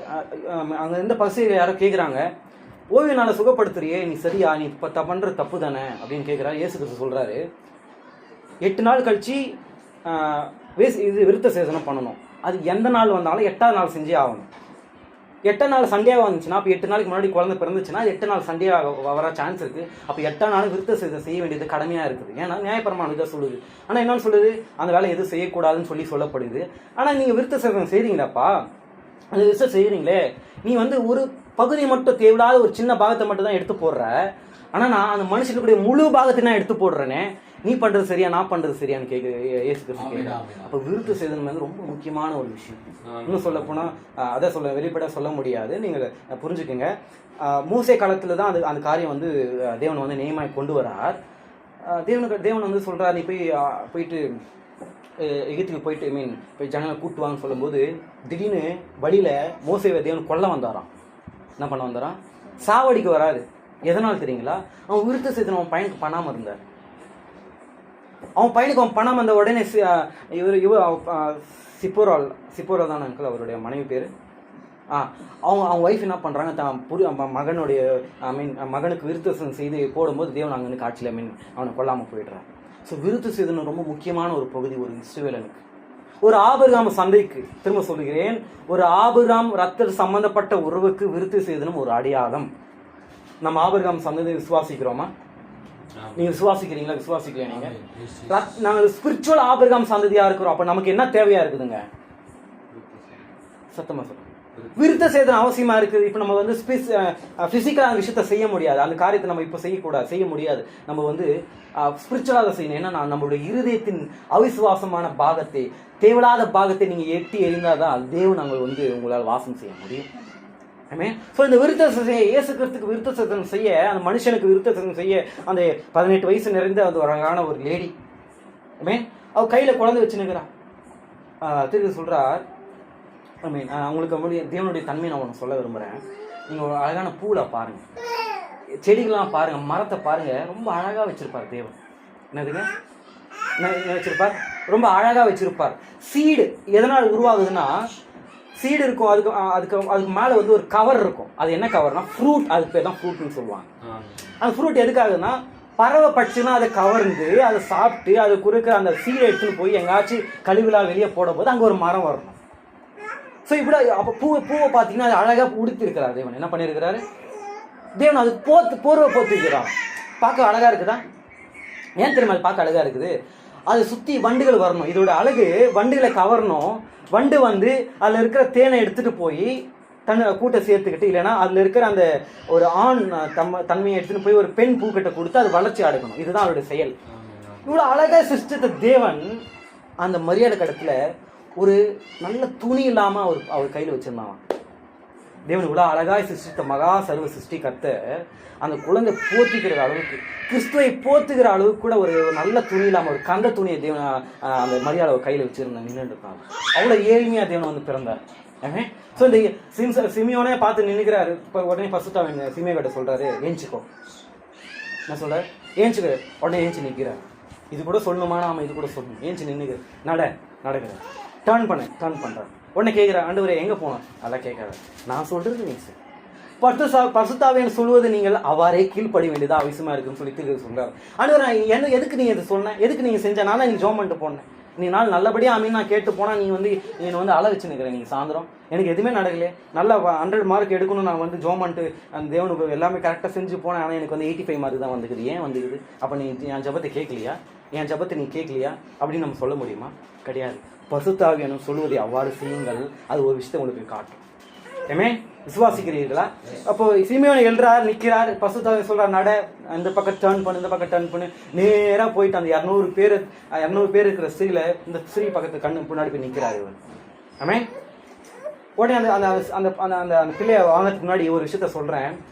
ஒரு யூதன் அந்த விருத்த செய்யறதுக்கு சில விஷயத்த செய்ய வேண்டியதா இருக்கும். ஒரு பணக்காரனா இருந்தானா ஒரு ஆட்டுக்குடி எடுத்துன்னு போகணும். என்ன எடுத்துன்னு போனாங்க? அது அந்த அங்க கொடுக்கறதுக்கு, காணிக்கை கொடுக்கறதுக்கு ஒரு ஆட்டுக்குட்டி எடுத்துன்னு போகணும். ஒரு ஏழ்மையான ஒரு மனிதன் இருந்தா 2 ஜோடி ஒரு ஜோடி காட்டுப்புறா கொண்டு போகணும். திரும்ப சொல்றேன், பணக்காரனா இருந்தா ஆட்டுக்குட்டி எடுத்துன்னு போகணும். ஏழ்மையா இருந்தா 2 ஜோடி புறாவை கொண்டு போகணும். ஐ மீன், இன்னும் நல்ல கவனிங்கள். அந்த இடத்துல காட்சியில ஆட்டுக்குட்டியும் இருக்கிறது, புறாவும் இருக்கிறது. அந்த ஆலயத்தில் ஆட்டுக்குட்டியும் இருக்கிறது, புறாவும் இருக்கிறது. அந்த மகத்தான் ஆட்டுக்குட்டி தான் அது கிறிஸ்துவா இருக்கிறார். நல்லா கவனிங்கள். ஆட்டுக்குட்டி எங்கெங்கெல்லாம் இருக்குதோ அங்க புறா இருந்தே ஆகணும். புறா எங்கெல்லாம் இருக்குதோ அங்க ஆட்டுக்குட்டி இருந்தே ஆகணும். ஏன்னா தெரியுமா, ஆட்டுக்குட்டிக்கு, ஆடுக்கு, செம்மறி ஆடுக்கு சுயமா செய்ய தெரியாது. அது தெரிஞ்சது ஒன்னே வந்து மேன் கத்து தான் தெரியும். மீன் அந்த பசுத்தாவை நோக்கி பேமேமன்னு கதை தான் தெரியும். ஏன்னா அடுத்து என்ன பண்றதுன்னு தெரியாம இருக்கும். அதுக்கு அடுத்து என்ன பண்றது தெரியும். அப்பதான் பசுத்தாவை புறா வந்து அந்த ஆட்டு மேல உட்காந்து நீங்க போ, அங்க போ, அது செய், இது செய், இன்னைக்கு உனக்கு தோல்விதான், நாளைக்கு உனக்கு வெற்றி தான், உங்களுக்கு மெய்யான வெற்றி அது அந்த தேசத்துல இருக்குதுப்பா, இங்க இல்லப்பா அப்படின்னு சொல்லி தேவன் அழகா வழி நடத்துவார். இதுதான் அவருடைய திட்டமா இருக்கிறது. ஸோ ஆட்டுக்குட்டி எங்க இருக்குதோ அங்க புறா இருந்தே ஆகணும், புறா எங்க இருக்குதோ அங்க ஆடு இருந்தே ஆகணும். அந்த காட்சியில ஆடும் இருக்குது, ஆட்டுக்குட்டியும் இருக்குது, புறாவும் இருக்கிறது. அல்லேலூயா. அங்க பசுத்தாவின் அங்க இருக்கிறார். ஸோ உடனே அந்த குழந்தை கையில வாங்கி இப்போ சொல்றார், ஆண்டவரே இவ்வளோ வயசாச்சு, எனக்கு நான் சதை தொங்கிடுச்சு, முடி நரைச்சிச்சு, கால் முட்டிலாம் போச்சு, தடிக்கு வந்து அடுத்த நாள் எனக்கு மரணம், எனக்கு எவ்வளோ கேள்வி பண்ணாங்க. நான் போய் தினமும் சொன்னேன், நான் மேசியை பார்க்குறதுக்கு சாக மாட்டேன், மேசியை பார்க்க எனக்கு சொன்னேன். சின்ன வாண்டுலாம் எனக்கு கலாச்சிருந்துச்சு. இதோ பாரு அந்த கிழமை போயினேங்கிறான், எப்பா பாரு இதே சொல்லுங்கிறான், எப்பதான் இவன் பார்ப்பணும், எப்பதான் சாகணும் தெரியல. எத்தனையோ பேர் சொன்னாங்க, ஆண்டவரே இப்பொழுது உங்களுடைய ரச்சனைகளை என் கண்ணுங்கள் கண்டுதுன்னு சொல்லி சொல்றாரு. இவ்வளவு நாள் காத்துட்டு இருந்தனே, இத்தனை குறைகள் சொன்னாங்களே, இவ்வளவு ஏளனம் செய்தார்களே, இவ்வளவு என்னை வந்து குற்றப்படுத்தினார்களே, இவ்வளவு கேலி பண்ணாங்களே, உன்னால் முடியாது, உன்னால் செய்ய முடியாது, நீ பார்க்க மாட்டே, உனக்கு வயசாயிடுச்சு, உனக்கு நோய் போகாது, உனக்கு வியாதி, உனக்கு வியாதி சரியாவாது, நீ தேவனத்துல சேர முடியாது, நீ அதிகமா பாவம் செஞ்சு நினைக்கிற, நீ ரகசியமா செய்யற, நீ தேவனத்துல போகும்போது எத்தனையோ சொன்னாங்களே. ஆனா இடைவிடாமல் எத்தனையோ காரியங்கள் இருந்தாலும் இடைவிடாமல் தொடர்ந்து பசுத்தாழ்மைன்னு தொடர்ந்து வந்த நான் இன்னைக்கு உங்களுடைய ரச்சனைகள் என் கண்கள் கண்டதுன்னு சொல்லி சீமியோன் சொல்றார். இதுல ஒன்று இன்விசிபிளான ஒரு கேரக்டர் இருக்கிறா, அது மரியாள். ஏன் தெரியுங்களா? மரியாளுக்கு வர பேச்சா தெரியுமா? மரியாளுக்கு அத்தனை அவதூறான பேச்சு. கல்யாணமே ஆகல, அந்த முறையில வந்து நீ தப்பா பிள்ளையை பெற்று எடுத்திருக்கிற போல, நீ ஒரு தவறான வழியில போன அந்த பெண்ணு தான் கை காட்டி பேசுறாங்க எங்க ஆலயத்துல. தெரிஞ்சு சொல்ற அங்க பக்கத்துல பேசினுக்கிறாங்களாம், இது அந்த ஸ்திரீ தான். எத்தனை அவமானங்கள் தாங்கியும் அவள் அருமையான கிறிஸ்துவை கண்டறிவளா இருந்தார். திரும்பி சொல்றார், யார் என்னன்னா பேசிட்டோம், அவளுக்கு தன் கையில இருக்க குழந்தை யாருன்னு அவளுக்கு தெரிஞ்சுச்சாமா. தன் விசுவாசம் உள்ள கரத்தினால தான் மரியாளுடைய விசுவாசம். அந்த விசுவாசம் யாரு நான் பெற்றிருக்கிறேன், நான் மகத்தான அந்த கிறிஸ்துவை தான் நான் பெற்றிருக்கிறேன், மகத்தான அந்த மேசியா தான் பெற்றிருக்கிறேன்னு சொல்லி அவள் தொடர்ந்து இடைவிடாமல் கடந்து வந்த பாதை, அது கடந்து வந்த நேரம் அவளுக்கு ஒரு வெற்றியை கொடுத்தது. தானியலுக்கு எப்படி இடைவிடாமல் போகும்போது என் தேவன் பேர் வைத்து விசுவாசம் என்னை காப்பாற்றினதோ, அதே போல மரியாள் சொல்றா, இப்பொழுது அவள் கிறிஸ்துவை கண்டறிவலா இருக்கிறா. யார் என்ன சொன்னாலும் சரி. சிமியோனும் அதுதான் கேட்கிறான். அவனுடைய எனக்கு பைபிளில் ரொம்ப பிடிச்ச புதிய ஏற்பாடுல ஃபர்ஸ்ட் கேரக்டர் நான் எனக்கு கேட்டால் சிமியோன் தான் சொல்லுவேன். அவ்வளோ விசுவாசம். எத்தனை வயசு, எவ்வளோ நாட்கள் கடந்துச்சு தெரியுங்களா? கிட்டத்தட்ட 400 வருஷமா, இன்னும் சொல்லப்போனால் 400 வருஷமா தீர்க்கதரிசியே இல்லைங்க அந்த இடத்துல. இருண்ட காலம்னு சொல்லுவாங்க. எந்த ஒரு காரியமே அங்கே இல்லை. இன்னும் சொல்லப்போனால் 2026 வருடமாய் ராப்சர்னு ஒரு காரியமே நமக்கு தெரியாது. பார்த்துருக்கீங்களா நீங்கள்? இவங்க ராப்சர்ல போனா தெரியாது. சீமையோனு கூட தொடர்ந்து பரிசுத்தாவியை நம்ம கடந்து வந்துன்னே இருக்கிறோம். ஒரு நாள் சொல்ல முடியும், ஆண்டவரே உங்களுடைய ரட்சணைகளை என் கண்கள் கண்டது, இன்னைக்கு நான் ராப்சர் ஆகிட்டேன்ப்பா, உங்களுடைய பாகமாய் நான் இத்தனையோ நாள் கடந்து வந்தனே, எவ்வளோ கேள்வி என்ன செய்தாங்க, எத்தனையோ பேர் கேட்டாங்க, படிக்கிற இடத்துல கேட்டாங்க, சர்ச்சுக்கா போறீங்க, என்ன கண்டுகிட்ட, நீ என்ன கண்டுகிட்ட என்ன கேட்குறாங்க. நீ தினைக்கு சபைக்கு போனேன், உன்னோட பங்கு அழகா கொடுத்த, தசமாக கொடுத்த, ஒழுங்கா ட்ரெஸ் பண்ண, செய்தியை கேட்ட, சகோதரருக்கு அவ்வளோ ஹெல்ப் பண்ண, இல்லாதவங்களுக்கு கொடுத்து எல்லாமே பண்ணி, என்னத்தை கண்டுகிட்ட? இல்லை ஒரு நாள் வரும்.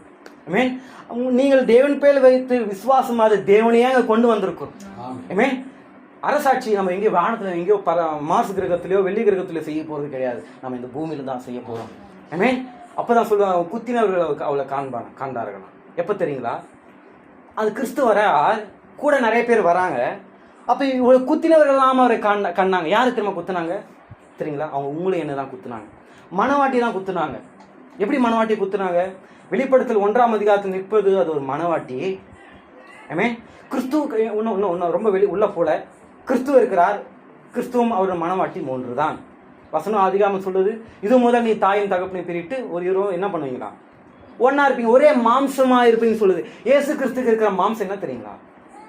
அது வேர்ட் ஃபார்ம்ல இருக்கிற மாம்சம். இப்போ நம்ம வேர்ட் ஃபார்ம்ல ஆகி நம்மள அவர் ஒன்னாகும் போது, இப்பொழுது இங்க குத்தினவர்கள், இங்க உங்களை சிங்கக்கப்பில போட்டவங்க, இல்ல உங்களை கேலி செய்துங்க, அப்ப பாப்பாங்க, ஐயோ இவ்வளவு நாள் நம்ம சொல்லின்னு தானே, ரகு சொல்லிட்டான் தானேப்பா, இவனுக்கு எதுவுமே இல்லை, ஏதோ பிரச்சனை பண்ண அப்படி பண்ண, ஆனா இவன் கடைசியா போயிட்டு பாருப்பா, என்னப்பா அவன் கூட வரான், தேவன் கூட வரான் அப்படின்னு உங்களால் சொல்ல, அந்த விசுவாசம் உங்களை நடத்துமா? அந்த விசுவாசம் உங்களே நடத்துமா? நீங்கள் உங்களுக்கு தீர்மானத்துக்கு, நீங்கள் லைனில் இருக்கிறீங்க, நீங்கள் தீர்மானிங்க, நான் தொடர்ந்து செய்கிற செயல் அது என் தேவனை கொண்டு வருகிறதா, இல்லை நான் பாதியிலே ஸ்டாப் பண்ணிட்டு போயிடுறேன்னா? உங்களுக்கு புரியுதுங்களா? இடைவிடாமல் நீங்கள் தொடர்ந்து கொண்டே இருங்கள். அதை தேவனை உங்களுக்கு கொண்டு வரும். சரிங்களா? நான் திரும்ப ஒரு ரீகால் மட்டும் பண்ணிட்டு போகிறேன். தானியலை பற்றி நம்ம பார்த்தோம். அவன் தொடர்ந்து செய்து கொண்டே இருந்தான். என்ன டிகிரி வந்தாலும் நீ சிங்கங்களில் போட்டு உனக்கு பிசாசு சொல்கிறான், நீ மரணத்துக்கு தான் பார்த்துருவான். நீ பண்ணிட்டப்பா, தேவனுக்கிட்டே போய் முறையிட்டுட்டான். பா தேவனே, பாவம் செஞ்சா மரணம் நீ சொன்ன, அவன் பாவம் செஞ்சுக்கிறான், நீ மரணத்தை கொடு, நீ அவனை தப்பிக்க பார்க்காத அப்படின்னு சொல்லும்போது தேவனுக்கு எப்படியாச்சும் ட்ரை பண்றாரு. எப்படி அந்த கேட்குற பார்த்துனே இருக்கிறாரு. ஒரு ஆடு கொடுத்து காப்பாத்துறாரு, ரத்தத்தை கொடுத்து காப்பாத்துறாரு, மூடுறாரு. ஆனா அவனால முடியல. போய் தேவன்கிட்டே சண்டை போடுறான் மோசே சரீரத்தை பத்தி. பாவம் செஞ்சா மரணம்னு சொன்னேன், உன் வார்த்தை மீறி செஞ்சுட்டான், அவன் சரீரத்தை என்கிட்ட கொடு, நான் எடுத்துன்னு போறேன். ஏன்னா பாதம் அவன் கையில இருந்துச்சு. நான் ரொம்ப டீப்பாக போகிறேன். ஸோ அப்போ சண்டை போட்டு அப்படி கேட்குறான்.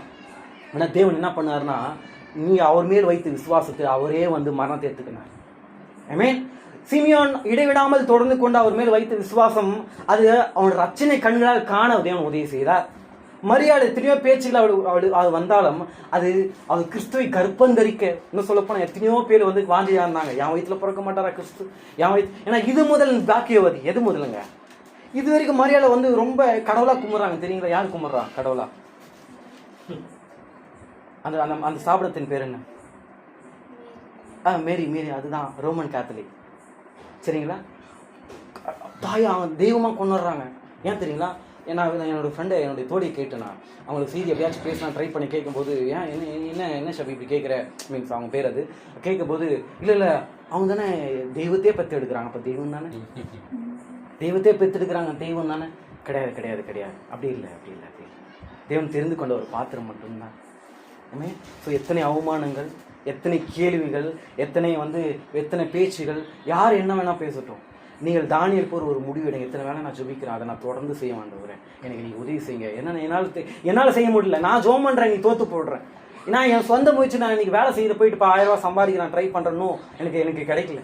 எனக்கு தேவை நீ தான். பரவாயில்ல, இன்னைக்கு நீ எனக்கு கொடுக்குனா கூட நித்தியமான ஒரு ராஜ்யம் எனக்கு இருக்குது, அந்த ராஜ்யத்தில் எனக்கு கொடுப்பீங்கன்னு சொல்லி நீங்கள் விசுவாசமாக இருங்க.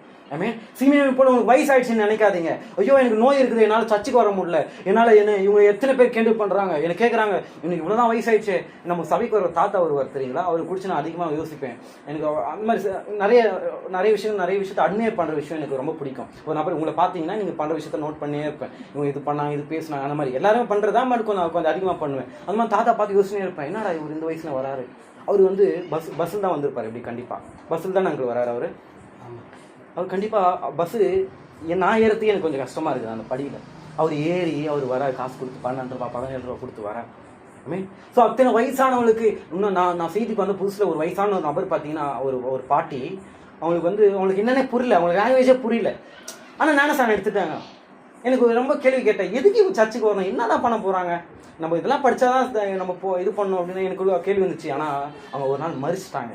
அப்போ செய்தியில் பேசப்படுது, அவளுக்கு கண்டிப்பாக அந்த இடத்துல தான் போயிருப்பாங்கன்னு சொல்லி விசுவாசமாக பேசினாங்க. ஐ மீன் ஸோ உங்களுக்கு வயசு ஆயிடுச்சு. எனக்கு நிறைய பேர் கேட்குறாங்க, எதுக்கு நீ இன்னும் சர்ச்சைக்கு போய் நிற்கிற, எதுக்கு தொடர்ந்து பண்ணிக்கிற. இல்லை நீங்கள் காத்துருங்க. நீங்கள் தொடர்ந்து பயணம் செய்து கொண்டே இருங்கள். நீங்கள் கண்டினியூலியா பண்ணிட்டே இருங்க. ஒரு விஷயத்தை திரும்ப கிறிஸ்துவுக்காய் செய்து கொண்டே இருங்கள். அது கிறிஸ்துவ ஒரு நாள் கொண்டு வரும். தானியேல் கெபியில எப்படி கொண்டு வந்துச்சோ அது உங்க இடத்துக்கே அது கொண்டு வரும். நீங்க அவர் அங்க இல்ல, உங்க இடத்துக்கு அது கொண்டு வந்துச்சு. சீமோன் இடத்துக்கு அந்த மகத்தான காரணத்தை அவர் பார்க்க உதவி செய்தது. அந்த மாதிரியா அவர் வயிற்றிலே அது பறக்க வைத்தது. ஒரு தீர்மானம் எடுத்துக்கொள்ளுங்க. எத்தனை பேருக்கு இது பிரயோஜனமா இருந்தது. ஸோ என்னால் முடிஞ்ச அளவுக்கு, நான் உங்களுடைய வயதில் சிறியவனாக இருந்தாலும், எங்களுக்கு அனுபவத்தில் இருக்க சின்ன பையனாக இருந்தாலும், என்னால் முடிஞ்ச அளவுக்கு திரும்பமாக சொல்கிறேன், ஏதோ ஒரு காரியத்தில் அவங்க பிளான் பண்ணாங்க, அதனால் இன்றைக்கி நான் எனக்கு பேச்சு கொடுத்தாங்க. 2 நபர்களை தான் பேசணும் இன்றைக்கி ஒரு பிளான் இருந்துச்சு தெரியுங்களா. என்கிட்ட போன வாரமே சொன்னாங்க, நான் எடுக்கலை. இப்போ கடைசியாக போகும்போது நீ எடுப்பா, இது தம்பி நீ எடுத்துகிட்டு போப்பா, என்னால் எனக்கு முடியல, இல்லை நீ தான் எடுக்கணும், எனக்கு உடம்பு சரியில்லை, நான் அடுத்த வாட்டி எடுத்துக்கேன்னு சொல்லிட்டு நான் போயிட்டு ஜோம் பண்ணுறேன். நீ காலில் கூட கண் கலந்து ஜோம் பண்ணும் போது இதனால நான் எடுக்கிறேன்னா அப்படின்னு நான் நினைக்கல. ஆண்டவரே, நான் எடுக்கணும்னு சொல்லி இப்படி பிளான்லாம் வச்சிருக்கீங்க, இந்த சூழ்நிலாம் நடத்துனீங்க, நீங்கள் இந்த சீனை நடத்துனீங்க. நான் ஒரு நாள் செய்திக்கு சொன்னேன், 4th வார் பிரேக் பண்ணி இது தேவனை பாருங்க, தேவனோட திட்டத்தை உங்களால் புரிஞ்சுக்க முடியும். உங்களுக்கு புரியுதுங்களா? 4th வால் அது மட்டும் சொல்கிறேன். இங்கே ஒரு விஷயம் இருக்குது, இங்கே ஒரு வால் இருக்குது, இங்கே ஒரு வால் இருக்குது. நான் இங்கே சொல்கிறேன், இங்கே ஒரு வால் இருக்குது, இங்கே ஒரு வால் இருக்குது, இங்கே ஒரு வால் இருக்குது. சரிங்க, நாடகம் இங்கே தான் நடத்துவாங்க, மக்களை பார்த்து நடத்திட்டே இருப்பாங்க. உங்களுக்கு புரியுதுங்களா? இந்த கேரக்டர் அவங்களுக்குள்ளே பேசின்னு இருப்பாங்க, அடிக்கிறதோ குத்துறதோ ராஜாவோ ராணியோ தலைவியோ பற்றி பேசினே இருப்பாங்க. உங்களுக்கு புரியுதுங்களா? ஒன்ஸ் அந்த கேரக்டர் பார்த்து மக்கள் பார்த்துனே இருப்பாங்க, டிவி பார்த்துனே இருப்பாங்கல்ல, அவங்கள பார்த்து பேசிட்டாங்கன்னா அங்கே இருக்கிறதா இன்விசிபிள் ஃபோர்த் வால் பிரேக் பண்ணி பேசிட்டாங்கன்னு அர்த்தம். புரியுதுங்களா? நீங்கள் ஃபோர்த் வால் பிரேக் பண்ணி நீங்கள் பாருங்கள், நீங்கள் எந்த வேடத்தை நடிச்சுன்னுக்கிறீங்க, நான் எந்த கேரக்டரில் இன்றைக்கி நான் நடந்துட்டு இருக்கேன், என்னோட சபை என்னுடைய பங்கு என்னவா இருக்குது. எனக்கு பாட்டவே பாட வரல, ஆனால் பாட்டு பாடினா என்னால் பாட்டு பாட முடியாது. ரைட்? என்னால் போயிட்டு வீட்டு போய் சபை கூட்டத்துக்கு போய் பகிர்ந்துக்கோ உன்னுடைய நீங்கள் பற்றி அவங்க விசாரிச்சு வேணா, என்னால் அது செய்ய முடியாது. ஏன்னா அது என்னுடைய பங்கு அல்ல. நீ போய் ஃபுல்பீட்லேருந்து பேசு, அது என்னுடைய பங்கு அல்ல. எனக்கான பங்கு நான் அதில் கரெக்டாக அந்த கேரக்டரில் ஃபிக்ஸ் பண்ணாதான் என்னால் தொடர்ந்து செய்ய முடியும். ஒரு காரியத்தை மட்டும் சொல்லி முடிக்கிறேன். ஒரு தலைவன் இருக்கிறார், ஒரு தலைவி இருக்கிறார். நம்ம மாடர்ன் லாங்குவேஜ் சொல்ல போனால் ஒரு லவர், ஒரு காதலன், ஒரு காதல் இருக்கிறான்னு வச்சுக்கோங்க. காதலில் வந்து அந்த காதலிக்கு அந்த தலைவன் வந்து தலைவிக்கு ஒரு விஷயத்தை எழுதுறாருன்னா அது புரியலன்னா யார்கிட்ட வரணுங்க? தலைவன்கிட்ட வரணும். புரியுதுங்களா? அந்த தலைவன் தலைவிக்கு ஒரு லெட்டர் எழுதும் போது அந்த லெட்டர் புரியலன்னா யார்கிட்ட போகணும்? தலைவன் கிட்ட போகணும். மகத்தான கிறிஸ்துவாகிய அந்த தலைவன் தலைவியாய்க்கு நமக்கு ஒரு விஷயத்தை எழுதி கொடுத்தார். உங்களுக்கு இது புரியல அப்படின்னு நம்ம அங்கேயே டவுன் பண்ணக்கூடாது. தொடர்ந்து தொடர்ந்து தொடர்ந்து அந்த தலைவன் கட்டி நீங்கள் போய் கேட்டுகிட்டே இருந்தீங்கன்னா அந்த தலைவன் விளக்குவார். என்ன தெரியும் விளக்குவார் தெரியுங்க? தான் இருதயத்தில் இருக்கிறதெல்லாம் விளக்குவார். அப்படி இருதயத்தின் விளக்கம் தான் இந்த செய்தி இல்லை. ஸோ நீங்கள் தொடர்ந்து பயணித்து கொண்டே இருங்கள், இடைவிடாமல் தொடர்ந்து செய்து கொண்டு இருங்கள். அது ஒரு நாள் உங்களை கிறிஸ்துவை கொண்டு வர செய்யும். இந்த தருணத்துக்காக நான் நன்றி சொல்லி இந்த வார்த்தையை முடித்துக் கொள்கிறேன். Thank you so much. God bless you.